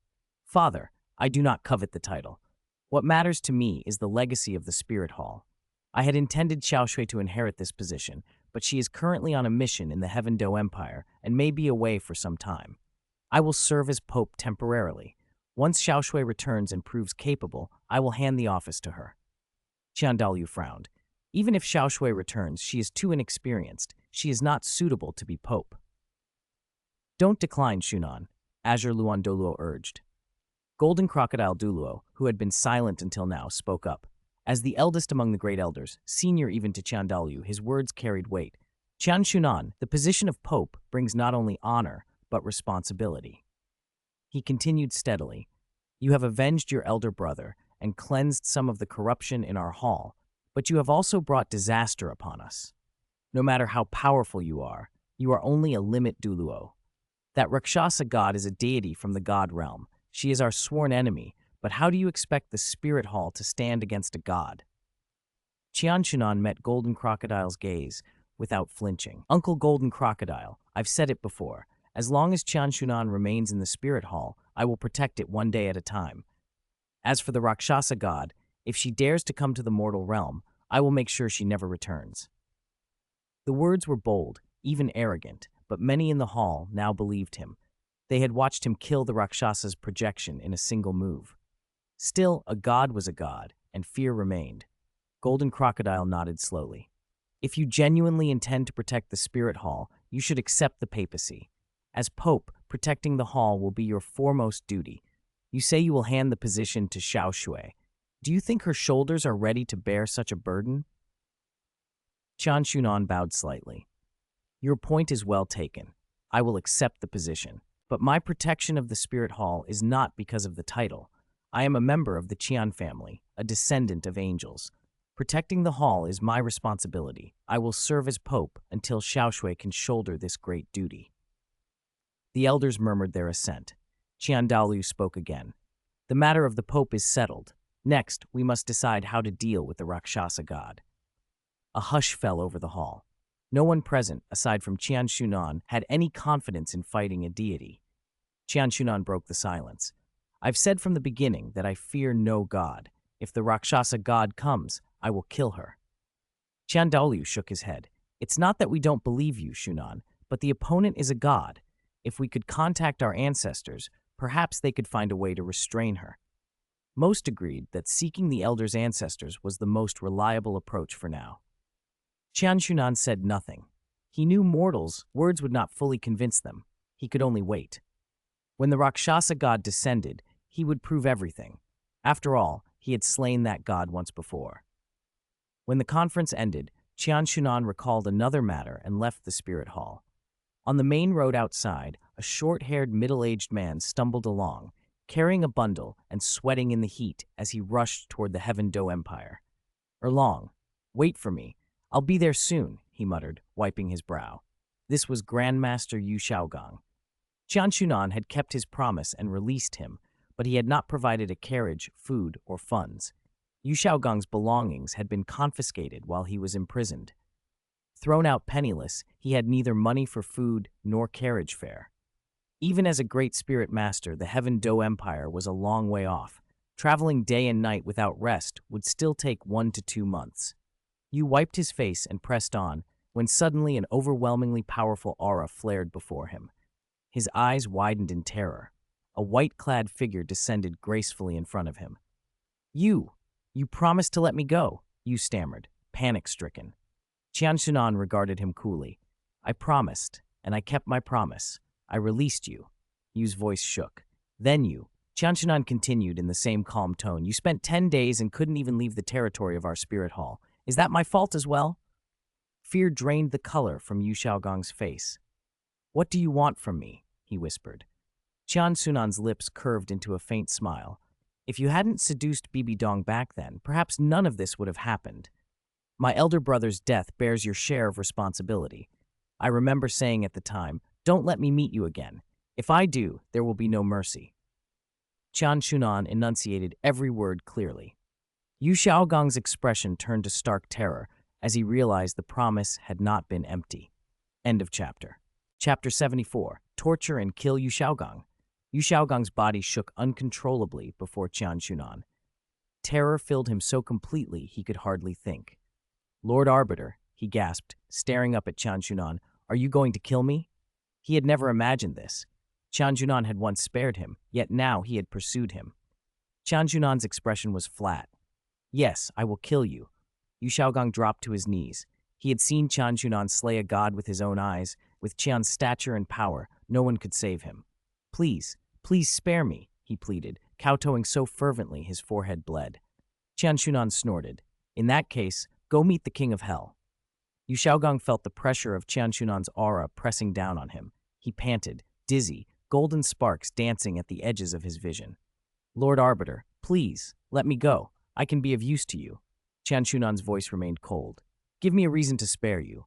Spare me, Yu Xiaogang stammered, and I will help you research spirits. No, help the entire spirit hall. My theories on spirit cultivation are among the best on the continent. I can be of great value. He begged, head banging the ground in futile desperation. Qian Xunan's lips curled into a disdainful sneer. Help us? Do you even qualify? With those words, he stepped forward. A crushing aura surged out from him like a physical blow. Yu Xiaogang was pinned to the earth, blood bubbling in his mouth. Lord Arbiter, he croaked. Qian Xunan's gaze was merciless. Don't tell me you think being a spirit grandmaster matters. What if you were a titled Douluo? Before me, you are nothing. Do you think I need trash like you? Yu Xiaogang's face drained of color. He knew, truly knew, he was finished. The next instant, spirit power tore through him. His right arm was ripped away and hurled aside. He screamed, blood spraying the ground. Another sweep of spirit force cracked through him. Bones shattered with sickening snaps. Both legs exploded under the impact. He coughed up blood. Only one arm remained, and it too was torn off by a final strike. The world narrowed to pain and the metallic taste of blood. Qian Xunan stood over him, unmoved. You can leave now, he said. Yu Xiaogang was left a mangled ruin, half a torso and a head, still alive only in the most pointless sense. He wriggled, every movement a fountain of blood. The cold night air bit at his open wounds. He wanted death. He wanted anything but this. As if fate delighted in cruelty, a pack of wolves smelled and circled them. 10-year spirit beasts, hungry and unafraid, closed in. Yu Xiaogang, utterly helpless, could only watch as a wolf leapt and tore at his exposed arm. Others mauled his open flesh, ripping and feasting without restraint. He screamed, but the sound faded into the rustle of the forest.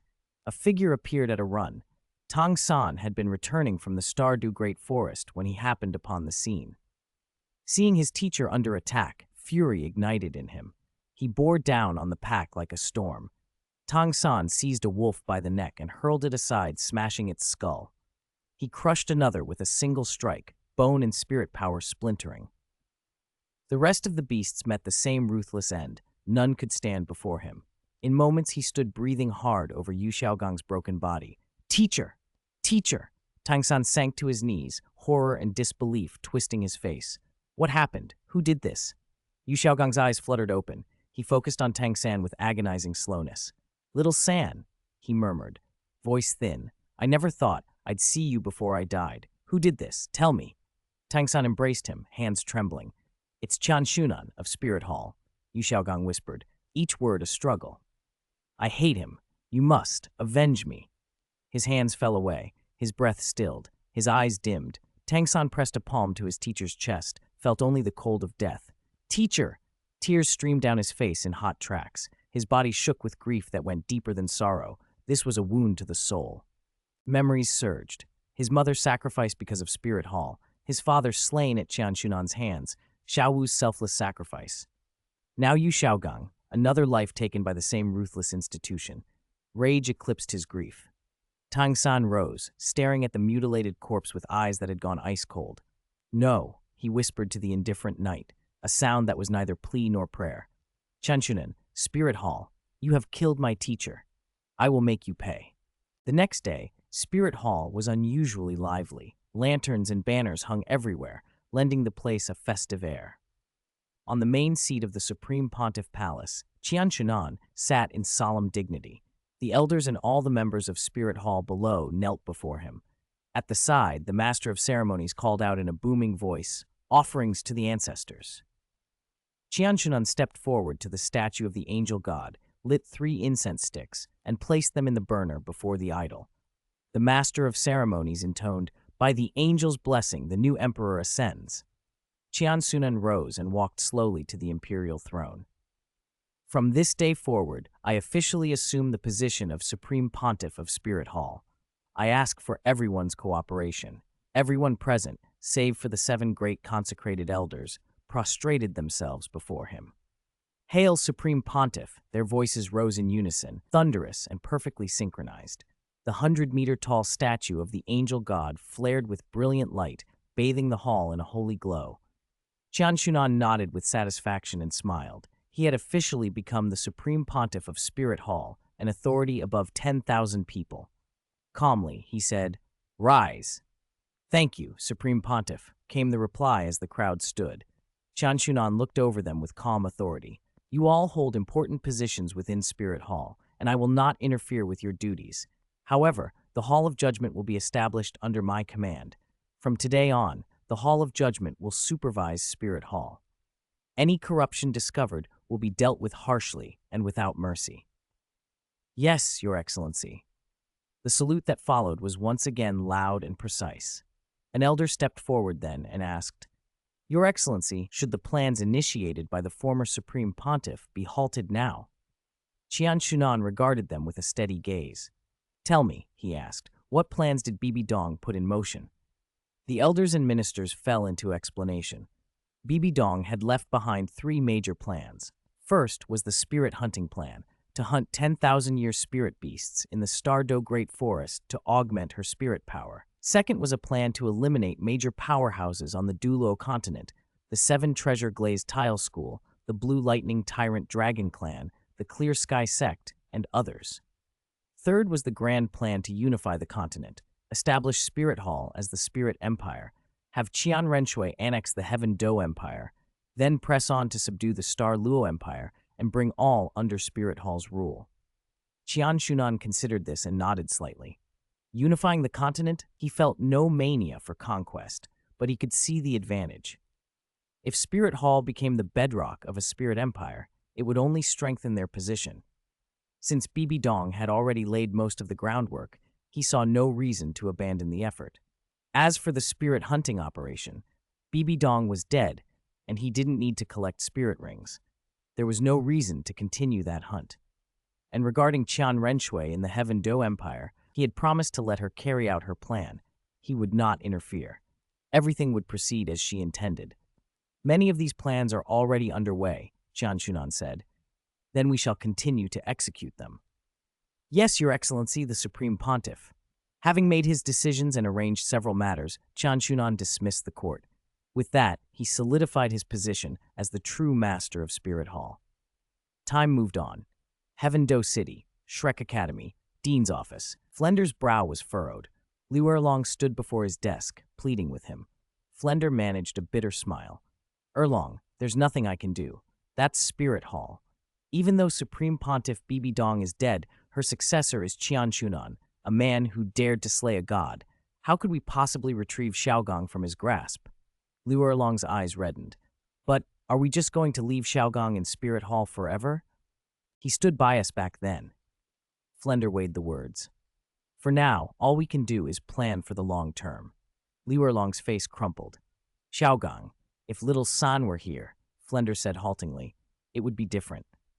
At that moment, Tang San pushed open the office door. The sight of him brought tears to both Flender's and Liu Erlong's eyes. Tang San's own eyes overflowed as he looked at them. "Dean, Godmother, Master." Liu Erlong seized Tang San's hand and demanded, "Xiaogong, what happened to Xiaogong?" Tang San's voice was tight. "Master was killed by Qian Xunan." The words hit like a blow. Liu Erlong staggered back and sank to the floor, collapsing into a heap. Her eyes glazed. She muttered over and over, Xiaogong, Xiaogong, how could this be? Sobs racked her frame. Flender's features tore with grief. His body trembled. Tang San supported him, patting his back gently. Dean, godmother, I'm sorry. It's my fault. I failed to protect Master. Flender drew a shuddering breath and forced himself to calm. Little San, this is not your fault. It's Qian Xunan. His strength is too great. The entire academy was swathed in sorrow. Heaven Do Empire. In Crown Prince Shui Qinghei's chambers, Shui Qinghei had secluded himself for days. News of Bibi Dong's death had spread across the land, and with it the stories of what she had done. The news had shattered Shui Qinghei's faith. How could this be? How could this be? How could father have been killed by mother? Tears welled and fell. His body shivered uncontrollably.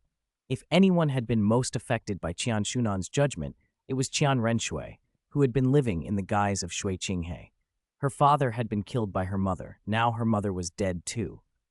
As the memories struck, everything fell into painful clarity. She finally understood why Bibi Dong had never accepted her, why she had been called a bastard since childhood.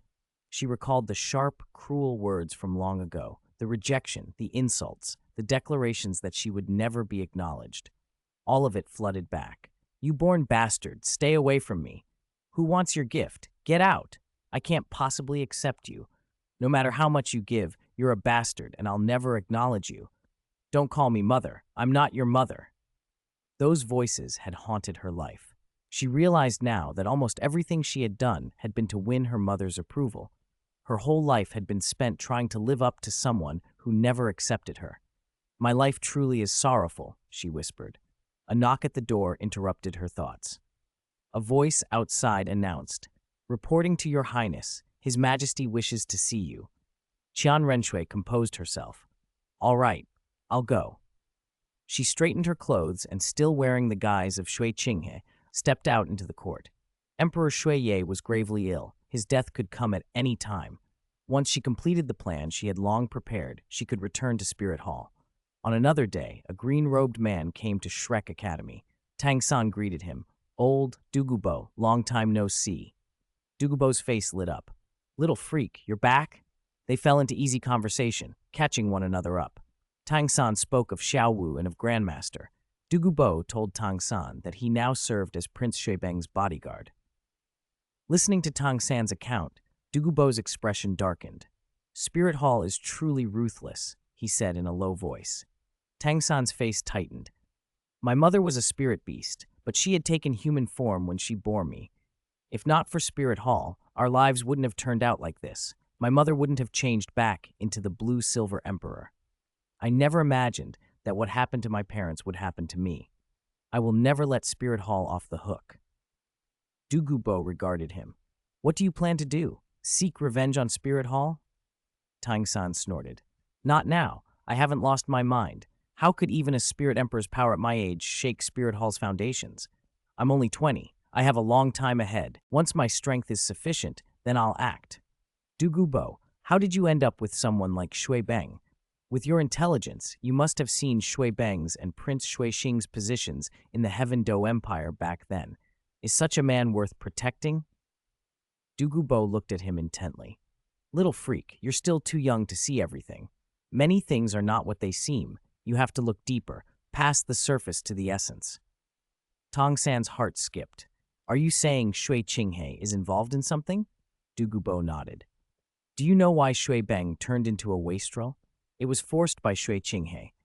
Emperor Shui Ye originally had 4 sons. Shui Qinghei was the eldest, Shui Beng the youngest. Back then, the most promising prince wasn't Shui Qinghei, but the second prince, a young man of astonishing talent. In terms of spirit master cultivation, he might not have matched you, but in intelligence and wisdom, he surpassed many. When he was 12, he died unexpectedly. Shui Qinghei was 14 at the time.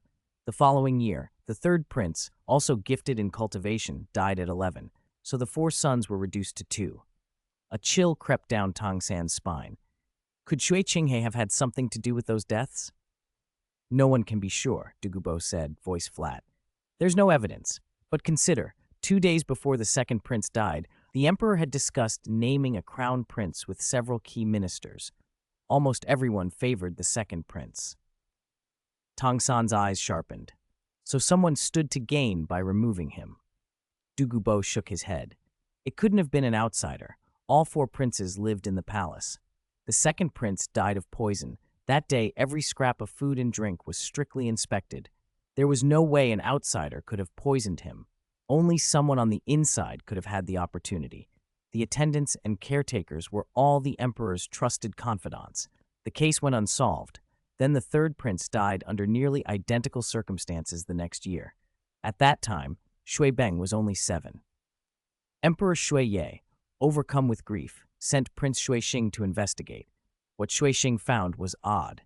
The poisons that killed the two princes were the same, but they didn't resemble ordinary toxins. They were delivered through a spirit master's spirit. Tang San frowned. That still doesn't prove Shui Qinghe's involvement. Dugubo gave a bitter laugh. Without direct evidence, you look to who benefited the most. The second and third princes died.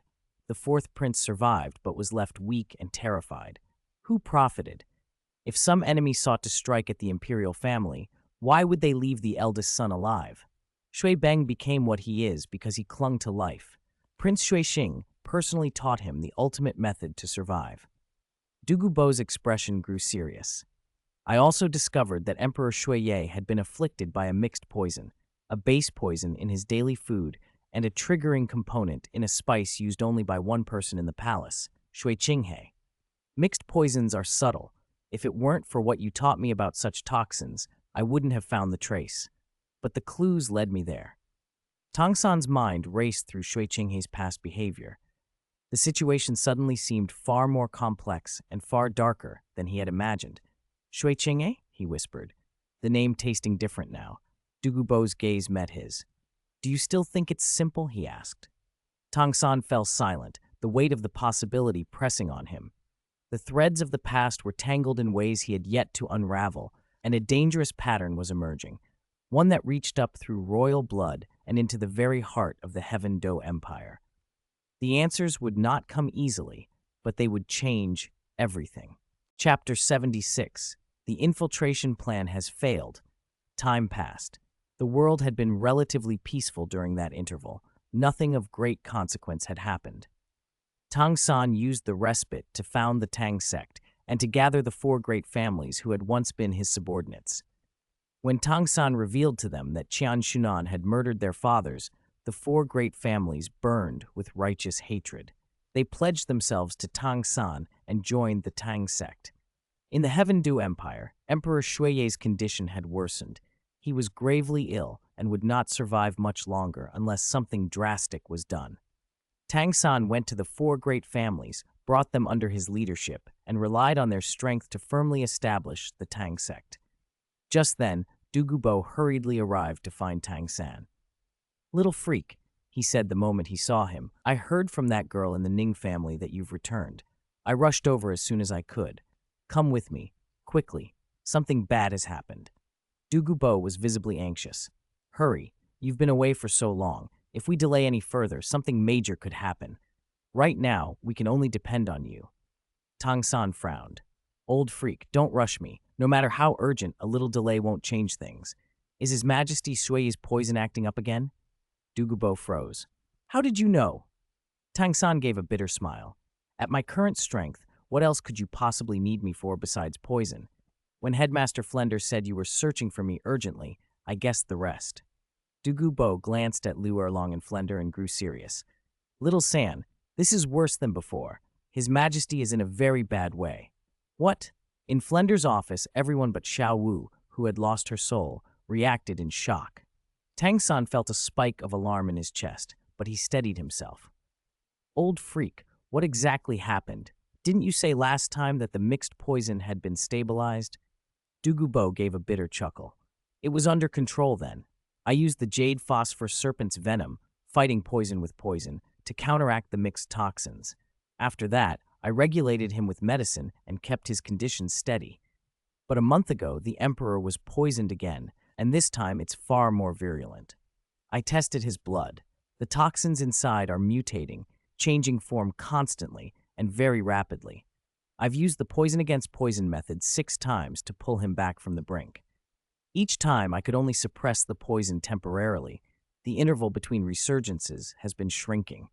If I use that method a seventh time, I might hold him off briefly, but the next outbreak could kill him immediately. I no longer dare to keep doing it unless absolutely necessary. Tang San's eyes flashed. How many times have you used it? 6, Dugubo answered gravely. Each time I forcibly neutralized the toxins when he was at death's door, but each suppression lasted for less time than the last. Tang San drew a deep breath. This isn't a simple mixed poison. It's a complex, multi-layered mixture. To detoxify, you must find the source. Multi-mixed poisons are incredibly difficult to identify. If you can't find the origin, you can't prescribe the right antidote, and nothing will work. This is serious. Dugubo snapped to attention. No more talk. Come with me to the Imperial Palace at once. If you can't do anything, the Heaven Do Empire will change hands. Tang San and Yang Wudi rushed to the Imperial Palace. When they arrived, Shui Qinghe stood before them, flanked by 2 elderly men. The 2 were not in imperial robes but in plain cloth, and something about them immediately put Tang San on guard. The poisoned Douluo at his side stiffened. Your Royal Highness, Tang San bowed slightly. Shui Qinghe stopped about 5 meters away, sighed, and said, Brother Tang San, Shui Ke has been asking about you. It's a shame you disappeared for so long. Shui Ke is my only sister, and the one I love most. Tang San, please don't let her good intentions go to waste. Tang San smiled coolly. Your Royal Highness, your kindness is appreciated. But among the 3,000 rivers in this world, I need only one scoop. With Xiaowu by my side, I have no regrets. Elder Dugu invited me here specifically to examine His Majesty's poison. May we enter to treat him? Shui Qinghe's expression shifted. My father's situation does not need your interference, dear brother.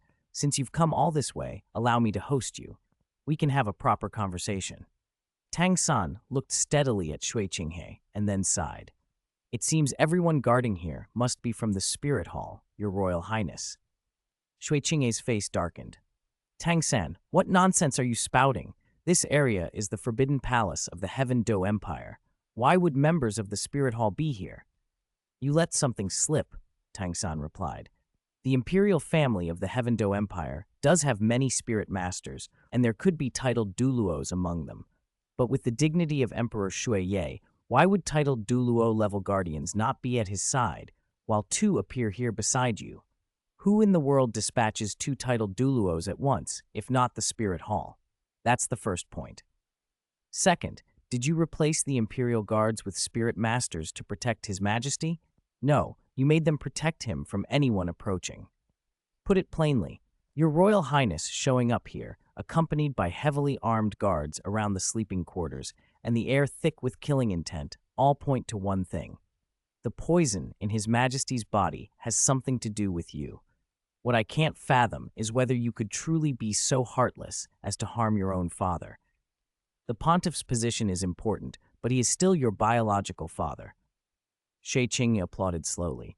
Well deduced, as befits the sole figure of the Shrek 7 Devils. You can infer a lot from small clues, but how can you prove it? Tang San's smile was cold. It's simple. Let me see His Majesty. Once I examine him, the truth will come out. Shui Qinghe sneered. Tang San, you are sharper than I thought, but clever men often die young. His composure broke. Attack! The 2 old men beside Shui Qinghe struck as one, lightning fast. One lunged at Dugubo, the other at Tang San. Brilliant, multicolored light and surging spirit power exploded from their bodies. Each manifested 9 brilliant spirit rings. Tang San had already sensed the shift in Dugubo's aura. These 2 were unquestionably titled Douluo, and their origin was the Spirit Hall's Elder Palace. Even though Tang San had faced titled Douluo before, the pressure of 2 of them assaulting at once made his chest tighten. A fierce battle was about to erupt. Meanwhile, at Spirit Hall, Qian Xunan had been in a rare moment of relative leisure. He had returned and maintained his cultivation. He always had to be prepared for powerful foes, like the Rakshasa god. As pontiff, his mind often drifted to the past, to the time he had fought the beast god in that other world. The beast god had been an immensely powerful deity, a million-year spirit beast that was essentially a god. Back then, Qian Xunan was nearly the strongest being in that world. Even spirit beasts with lifespans of millions of years treated him with caution. But he offended the beast god, and that entity sought his life.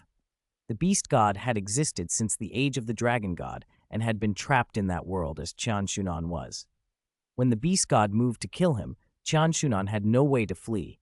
The entire world revered the beast god, and escape was impossible.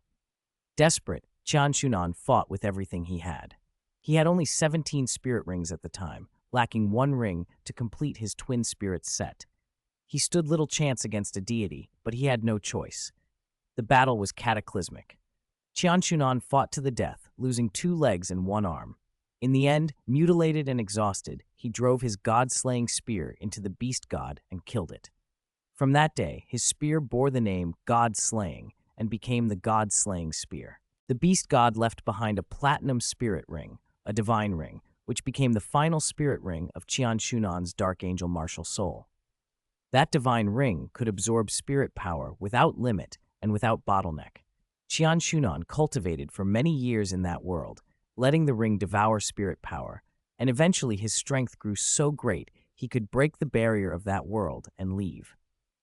In short, the divine ring that Qian Xunan now possessed could break world barriers. He was far more than a mere Limit Douluo. As Qian Xunan sat on the pontiff's throne, recalling old battles, his thoughts were interrupted. A subordinate hurried forward and reported, "Your Holiness, there's news from the Heaven Do Empire. The infiltration plan has failed." When Qian Xunan heard the report, he wasted no time. "It failed? What about Qian Renshui?" "Her Highness Qian Renshui is fine," came the answer. "She's already returned to Spirit Hall." Qian Xunan gave a slight nod. The failure did not surprise him. Qian Renshui had been hidden in the Heaven Do Empire for 20 years. This sort of plan shouldn't have collapsed so easily. Still, he felt little regret. The whole scheme had always been foolish. It had squandered Qian Renshui's gifts, and in the end, achieved nothing. "That Bibi Dong is truly ridiculous," he muttered to himself. He could not understand what kind of mastermind would conceive such a harebrained plot. In a world where strength ruled, Bibi Dong loved tricks and subterfuge. Why? Was Emperor Shuiye so impossible to eliminate? The Heaven Do Empire had only a handful of titled Douluo in total. The Clear Sky sect kept to itself. The so-called Sword and Bone Douluo had long made their home in the 7-treasure glazed tile school. The Poison Douluo did not guard the Emperor day and night. If Spirit Hall had truly wanted to topple Shuiye, it could have sent an accomplished ghost Douluo to slip into the Imperial Palace and strike decisively. With Spirit Hall's resources, recruiting soldiers and subsidizing spirit masters should have been straightforward. Why waste such talent on an undercover poisoning operation that required Qian Renshui herself to administer the toxin? Qian Xunan thought in extremes. For him, the simplest path to unifying the continent was to crush everything in his way, kill gods who interfered, slaughter Buddhas who stood in his path. That was the only language he trusted. "Didn't the Porcupine Fish Douluo and the Snake Lance Douluo take part in this?" he asked his subordinate. "Yes, Your Excellency." The subordinate replied hastily. Coldness tightened around Qian Xunan's eyes. "Good-for-nothings," he said. 2 titled Douluo who lived undercover in the Heaven Do Imperial Palace for 20 years and couldn't slay a single Shuiye? The subordinate fell silent under that look. The truth was, Emperor Shuiye had been saved by Tang. Tang had detoxified the emperor, and the 7-treasure glazed tile school had come to guard the palace. Within 5 days, Heaven Do City had reverted to its outward calm. To ordinary citizens, it had been a brief, tense episode that had now passed. But the Empire's higher circles knew the truth. The struggle between the Empire and Spirit Hall had truly begun. Reconciliation was no longer possible. Beneath the city's peaceful surface, everyone on both sides was on edge. Emperor Shuiye, however, played the part of a recovered monarch well enough for public eyes. The newly appointed schoolmaster Ning Fengji of the 7-treasure glazed tile school was formally brought forward and named Grand Tutor, given command over all spirit masters within the empire. Over 2,000 royal spirit masters who had been training at Shrek Academy were also recalled to the palace. With imperial backing, Tang San's Tang sect enjoyed a surge of support and growth. Tang San, after learning about Sea God Island from his great-grandfather and again from his uncle Tang Xiao, decided to see the place for himself. He came to bid Emperor Shuye farewell before setting sail. Ning Fengji and Tang San paid their respects together. "Your Majesty," they said in unison. Emperor Shuye waved away the formality with a smile. "You two needn't be so stiff. Sit." "Sect Master Tang, I heard from Schoolmaster Ning that you're setting out on a long journey," the Emperor said, the corner of his mouth curling. "How long will you be gone?" Tang San kept his face composed, though he smiled wryly inside. "At least 3 years, maybe up to 5. I can't say for certain." The Emperor nodded and glanced at the Crown Prince at his side. "Shui Beng, do you have anything to say to Sect Master Tang?" Shui Beng hurried forward. In a sudden, startling gesture, he dropped to his knees before Tang San. Tang San leapt from his seat, his reflexes blindingly quick, sidestepping the bow and standing to help the boy up. "Your Highness, why?" Emperor Shuye's voice cut through. "Sect Master Tang, I hope Shui Beng can become your disciple. I want you to take care of him. For that reason, accept his bow." Ning Fengji added, "Sect Master Tang, His Highness is sincere. Please accept." Tormented by imperial insistence, Tang San relented. As Shui Beng addressed him respectfully, the Emperor declared, "By imperial decree, Tang San is hereby named Grand Tutor to the Crown Prince. He need not show the usual deference. He is also granted a royal title of a different surname, King Lan Hao. Within the empire, he shall rank 3 grades higher than any official he meets." An attendant stepped forward, carrying a brocade tray draped in red cloth. Something bulged beneath it. The Emperor smiled. "King Lan Hao, unveil it. It will be the symbol of your status." Tang San lifted the cloth. Blue light flooded the chamber, pure, precious, impossible to miss. On the tray rested a small, triangular object the size of a palm, crystalline and sapphire clear. It seemed carved from sea itself. Inside the blue, currents of energy swirled and rolling patterns shimmered like living ripples. A faint, rich aura permeated the room. The Emperor's expression had altered for a breath, pained, almost, so briefly that Tang San might have missed it if he hadn't been watching so closely. "This is the vast sea cosmic shroud," the Emperor said. "Think of it as a spirit tool. From now on, it is the symbol of King Lan Hao. It has many wondrous uses. Inject your spirit power into it after returning, and you will soon grasp its functions. It should help you on your upcoming journey." Tang San bowed low. "Thank you, Your Majesty." With that, Tang San gathered the Shrek 7 devils and set sail for the wide seas. Back at Spirit Hall, Qian Renshui and the 2 titled Douluo, Porcupine Fish and Snake Lance, arrived, bowed, and knelt before Qian Xunan in the main hall. Qian Renshui was the first to speak.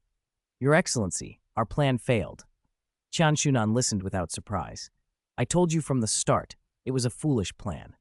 "It came down to an inch," Qian Renshui said quickly. "Tang San guessed our plan, and everything collapsed because of him." "Tang San?" Qian Xunan repeated the name slowly, sizing it up. "That boy is clever." A tiny nod. "Next time I run into him, I'll cut the grass and eradicate the roots." In truth, Qian Xunan didn't obsess over Tang San. He could have killed him as casually as snapping a twig, but he liked to mark his enemies nonetheless. "Tell me exactly how it failed." Qian Renshui recounted the events at the Imperial Palace, how she had been placed in a position to act, how the operation was to proceed, and how Tang San's unexpected presence, his countermeasures, and his allies had upset their plans. When she mentioned Tang San had only brought Dugubo, the poisoned Douluo, and a single spirit Douluo, a flash of anger creased Qian Xunan's features. Dugubo was only a 91st level titled Douluo, and the spirit Douluo with him hadn't even reached titled status. Yet those two, under Tang San's guidance, had managed to hold off Spirit Hall's 2 elders. "Rise," Qian Xunan said suddenly. Qian Renshui and the 2 titled Douluo complied. For one terrifying instant, the 3 of them were upright. Then Qian Xunan condensed his spirit power into 2 crushing slaps. Porcupine Fish Douluo and Snake Lance Douluo were knocked backward, slammed out of the main hall as if hurled by a giant hand. The sounds of their impacts echoed through the chamber. Before they could recover, Qian Xunan was already beside them. He struck again, 2 more backhands that sent both smashing to the ground. Blood leaked from their mouths. Terrified, the 2 titled Douluo fell to their knees. "Your subordinates deserve death," they kowtowed. "Please punish us, Your Excellency." Qian Xunan looked at them coldly. 2 titled Douluo, and you couldn't deal with a titled Douluo and a spirit Douluo? Do you think your lives are that cheap?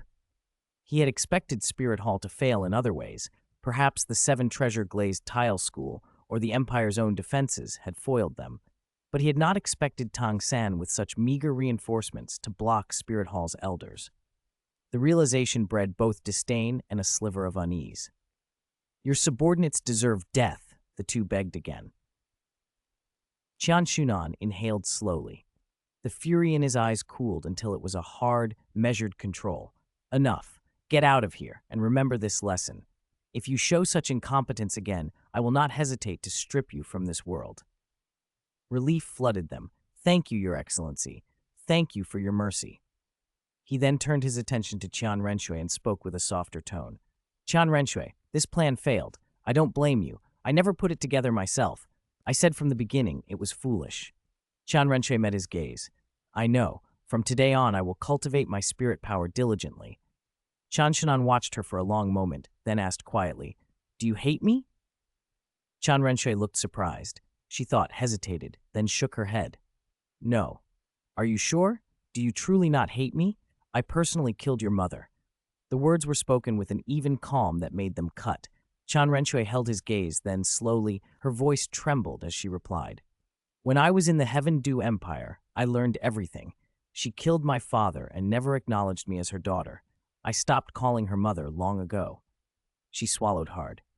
I used to wonder why my own mother despised me. I thought, because she was supreme pontiff, she had to be distant, that she kept her dignity. I was wrong. Not until she died did I understand. From the marrow of her bones, she hated me. Even as her daughter, having done nothing to deserve it, she still hated me. Tears threatened and then fell. Qian Xunan's expression softened. She was in the wrong. Qian Renshui nodded. Yes, for over 20 years I lived for others and never once for myself. From now on I will live for myself. Qian Xunan inclined his head. Good. Then, unexpectedly, he added, But before you can live for yourself, there is one thing left for you to do. Qian Renshui blinked, confused. What is it, uncle?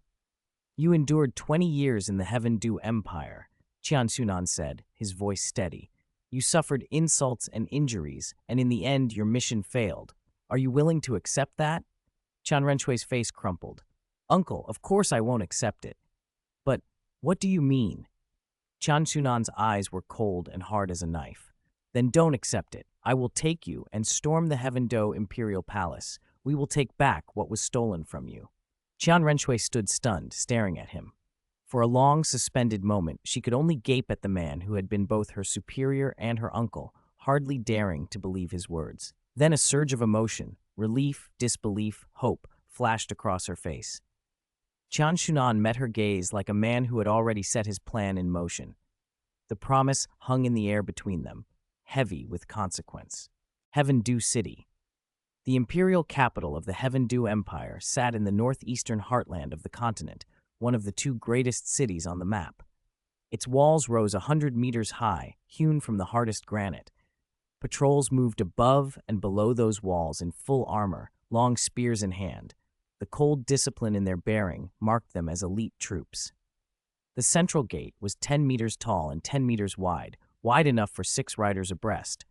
2 smaller side gates, 5 meters across, handled ordinary traffic. The main gate rarely opened. Qian Xunan and Qian Renshui stood before that sealed city. The girl looked up at her uncle, worry creasing her face. Uncle, are we really going in to kill? Qian Xunan's expression was unreadable. He nodded. Of course. Killing Emperor Shuye alone won't settle this. We'll force our way through this city and end it at the Imperial Palace. Qian Renshui blinked. But if we do this, it can only make the conflict between the Spirit Hall and the Heaven Dew Empire worse. Won't that? Weakness breeds nothing but subservience, Qian Xunan interrupted, his voice cool. There has long been conflict between the Spirit Hall and the two great empires. It can't be resolved. The only solution is to destroy them. He said it as plainly as if stating the weather. Qian Renshui stared at him, stunned. The Heaven Dew Empire was one of the continent's pillars of power. The idea of destroying both great empires was beyond her comprehension. Then, what do we do now? She asked, voice trembling. Qian Xunan's mouth twitched into a cold smile. We kill our way in. There will be no parley. Strength is the only language this world respects. If they won't bow, we force them." The words landed like a blow. Qian Renshui swallowed hard and, after a moment, forced out, "All right, I understand." They walked toward the gate. Qian Xunan needed only one step. Spirit power burst from him like a physical force, sweeping the air and freezing it into sluggish stillness. Soldiers standing on the walls stiffened. The atmosphere tightened as if the city itself held its breath. The guards at the gate felt a bone-deep chill and craned their necks to see who dared approach. "Who goes there?" one shouted. "What kind of aura is that?" Before they could answer, the ground beneath their feet shuddered. With a thunderous crash, the central gate, that symbol of imperial security, folded inward and collapsed. Dust and stone billowed into the air. Everyone in the city felt it. The gate of heaven, Dew City, had been shattered. What happened? The gate, it's down. Who did this? Someone attacking the city? Are they mad? Panic rippled through the plazas and alleys. The guards who tried to stop Qian Xunan were torn apart by the force of his presence. Where they stood there was suddenly carnage. Blood sprayed the stones, bodies were thrown like rag dolls. The city's outer districts turned into a scene of slaughter. Terrified civilians fled in every direction.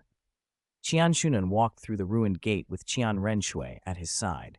Soldiers and patrols tried to form lines, to slow him, but his spirit pressure crushed them into dust. He moved like a living storm. The city's trained troops were reduced to pieces as if they had been struck by a god. Qian Renshui watched the carnage, struck dumb.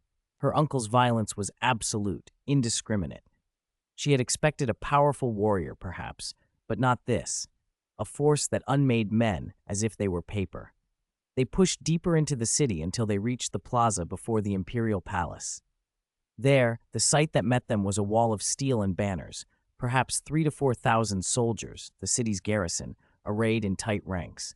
They had been summoned when the gate fell, racing to protect the palace. "Who are you?" a general barked. "Why have you broken into our city?"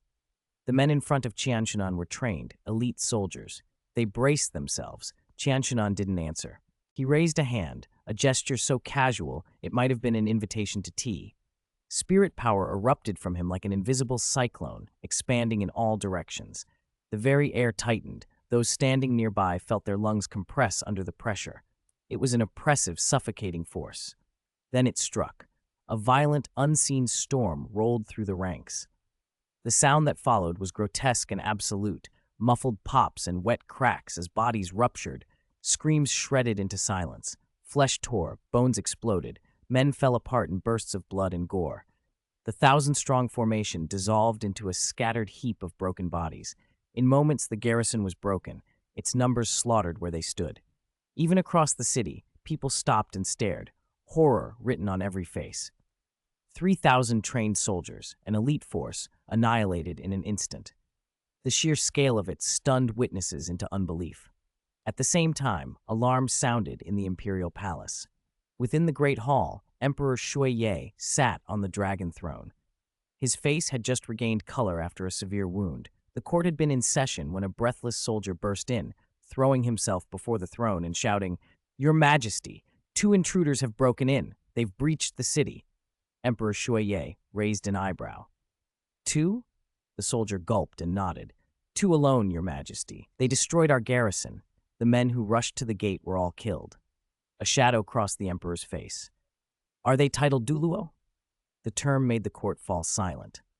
An existence with the strength to wipe out an entire garrison at a stroke was not to be dismissed.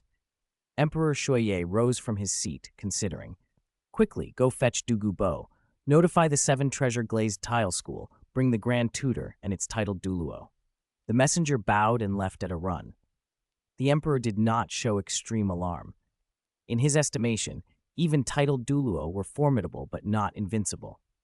The defense of the Heaven Do Empire relied not only on individual power but on numbers and coordination. Dugu Bo's strength, the sword Douluo Chenshin, the bone Douluo, and other titled warriors, together they could hold the line. 2 attackers, no matter how terrifying, could be countered if the Empire's champions arrived. Outside, Qian Xunan and Qian Renshui cut a path through everything that rose to stop them. Local units, scattered patrols, even spirit masters who dared oppose them were torn apart. To Qian Xunan, The defenders were frail things, broken twigs before a wildfire. He moved toward the imperial palace without hesitation, every step leaving ruin in his wake. "Are all the spirit masters of this city so weak?" he muttered, more to himself than anyone else. By the time they reached the palace gates, elite guards, spirit saints, and high-ranking palace protectors had formed a final line. Their faces were grim. These were among the strongest the Heaven Do Empire could muster. Many were spirit saint experts, veterans tempered on countless battlefields. "These grounds are the imperial palace of the Heaven Do Empire," one of them announced, voice ringing with authority. "Those who force their way here will be slain without mercy." Qian Xunan's mouth curved in a contemptuous smile. "Killed without mercy?" he said. "That's exactly what I came to do." He looked at them with cold, implacable eyes. "Anyone who stands in my way will be killed without mercy." The palace guards braced themselves, and the air between the hostile lines hummed with impending violence. Outside, the city still trembled from the shock of the gate's fall and the slaughter of the garrison. Inside the palace, messengers ran, and summons were sent, but for now, in the plaza at the foot of the throne, the sound was only the low, terrible hum of a battle that had already begun. End of chapter. 79. No one can stop him. Dugubo's residence. A guard burst in, breathless, requesting an audience. Dugubo stepped out slowly, looked the guard over and asked, "What's the matter? Why are you so agitated?" The guard met his gaze and said, "Senior Dugu, two people have broken into the imperial city. One of them is a titled Douluo. His Majesty requests your presence to help defend the city." "A titled Douluo?" Dugubo's expression sharpened. "Do you know which one?" The guard shook his head. "He didn't announce his name. I only know he's incredibly strong." Dugubo muttered, "Which titled Douluo isn't strong?" Then he looked up. "Don't panic. I'll go with you and see." The guard nodded, and Dugubo hurried after him toward the imperial palace. Elsewhere in the city, a ring of spirit saints, some of the stronger guards of the imperial city, had surrounded Qian Xunan. Even so, they were no match. Qian Xunan stood almost indifferent as they closed in. He raised his right hand slowly, reached for the nearest spirit master, and a tremendous suction of force yanked the man forward. Without a flicker of mercy, Qian Xunan slapped the spirit saint's head. The man went flying, blood spraying in an instant. His face was cold and emotionless as he took another step, seized a second spirit saint by the throat, and with a powerful squeeze snapped the neck. A third was struck across the chest by a suddenly unleashed arm. His torso caved in, and he died in a spray of crimson. Panic erupted. The calm of the imperial city shattered into chaos as dozens of spirit masters charged forward, shouting for blood and vengeance. They hurled themselves at Qian Xunan, unafraid of death. He met them the same way, one kick, one punch, and each who drew near was felled. Bodies fell, lifeblood pooling in the streets. Rank-and-file soldiers, spirit kings, spirit elders, none could withstand him. Every movement from Qian Xunan took a life. Qian Renshui followed behind him, her face small and pale with shock. The trail of corpses and spilled blood left her reeling. She watched helplessly as the slaughter continued. Suddenly, several sharp blades hissed through the air toward them. Qian Xunan didn't move. A white protective light manifested before him and shredded the incoming blades to nothing. At the same moment, an old man materialized from the void, glaring at Qian Xunan and Qian Renshui. "You scoundrel! How dare you trespass into my Heaven Do Empire? Prepare to die!" He bellowed, and a wall of flames sprang up at his command. Flames surged like dragons from the furnace, roaring toward Qian Xunan. The old man was a mere spirit Douluo of the Heaven Do Empire, but he unleashed a terrifying inferno. Qian Xunan watched him with a faint smile. The meteor-like fire sped in, but Qian Xunan flicked a finger. A streak of cold light lanced out, faster than the flame. It struck, and suddenly the blazing meteor shower froze mid-course. The flames stiffened like trapped embers, then collapsed and extinguished into nothing. The old man stared in horror. Before he could react, Qian Xunan vanished and reappeared beside him, slamming a palm down on his shoulder. The force detonated the old man's body into a cloud of blood mist. Shock rippled through the onlookers. A spirit Douluo, killed in an instant. Fear spread among the Heaven Do Empire's forces. "Who are you to insult the Heaven Do Empire?" a majestic voice demanded.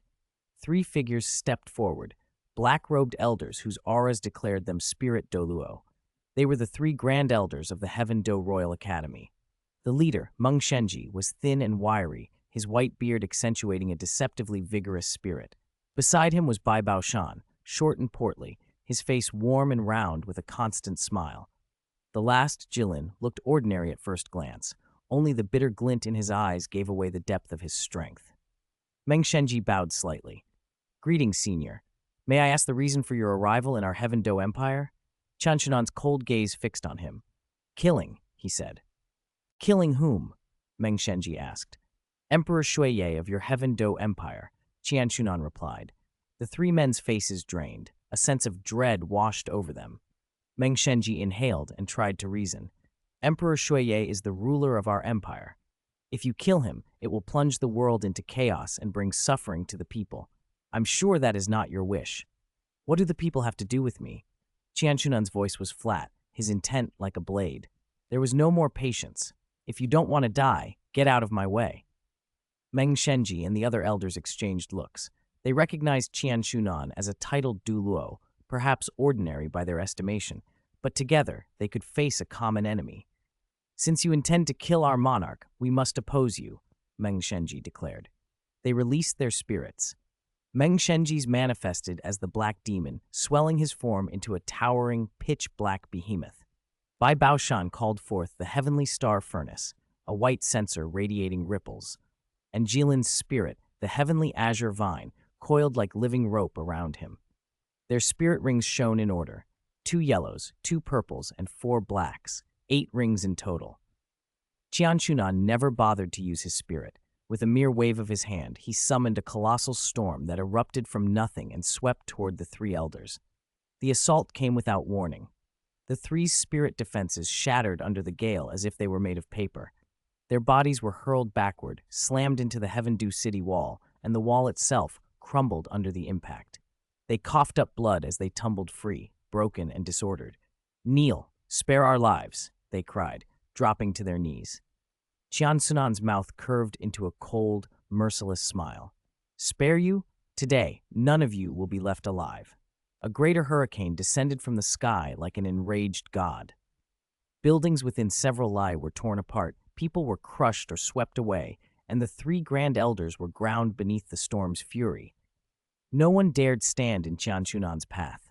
With the resistance obliterated, Qian Xunan and Qian Renxue strode into the imperial palace. Qian Xunan glanced at her. "You should know the way," he said. Qian Renxue pointed. "Emperor Shuiye is in that direction." Qian Xunan nodded once, and the two walked on toward the throne. Qian Xunan escorted Qian Renxue toward Emperor Shuiye's palace. As they walked, he glanced at her.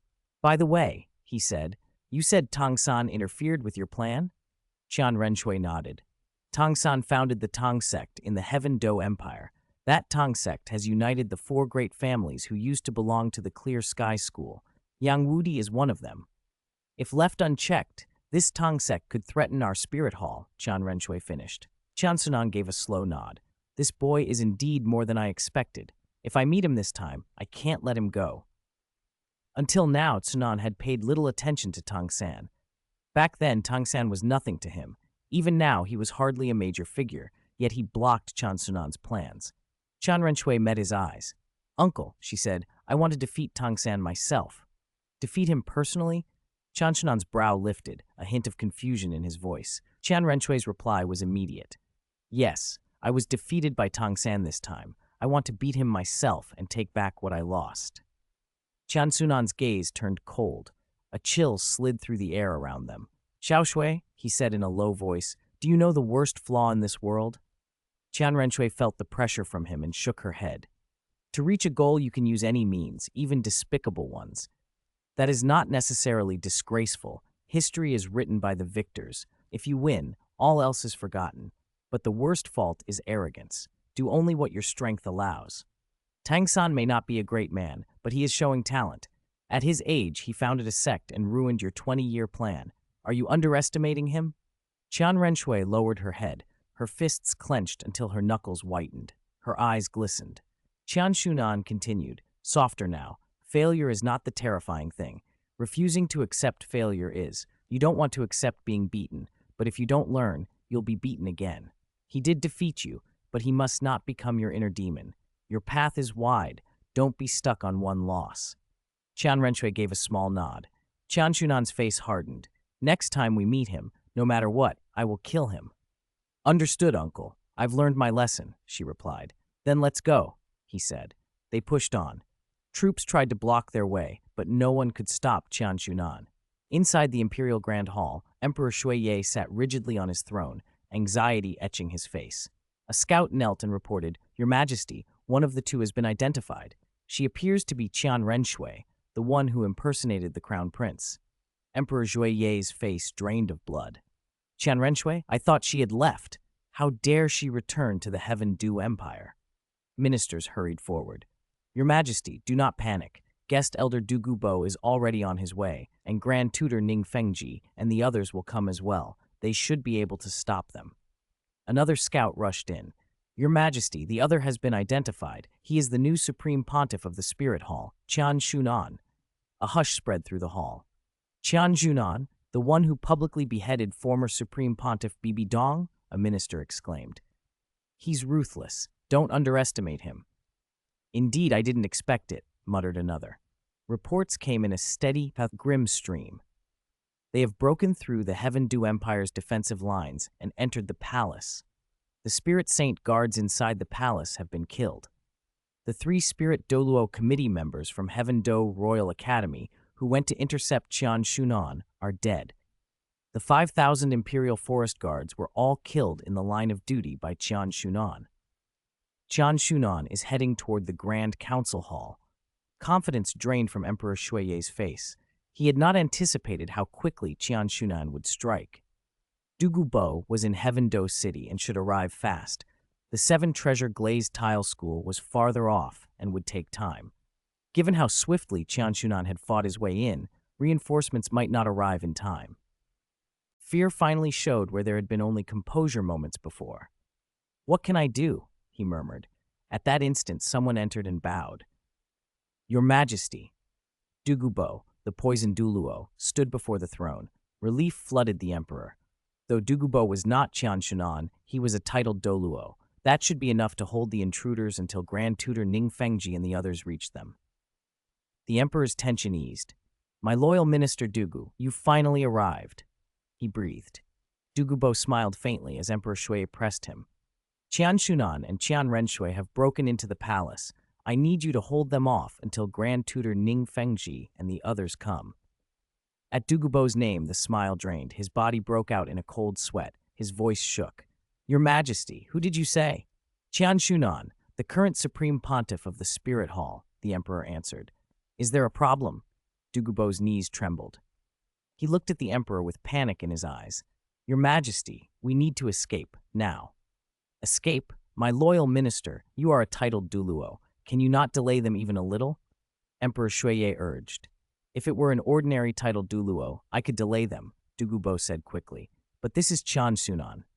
Memories of an earlier visit to Spirit Hall flooded him. Qian Xunan's power had felt like death itself, cold and absolute. Even recalling it made his whole body tremble. Before the Emperor could answer, the main gate of the Grand Council Hall exploded inward with a thunderous crash. A line of guards was hurled into the chamber, skidding and tumbling across the marble, coughing up blood. A voice cut through the chaos, sharp, low, and unmistakable, echoing into the hall. "Escape?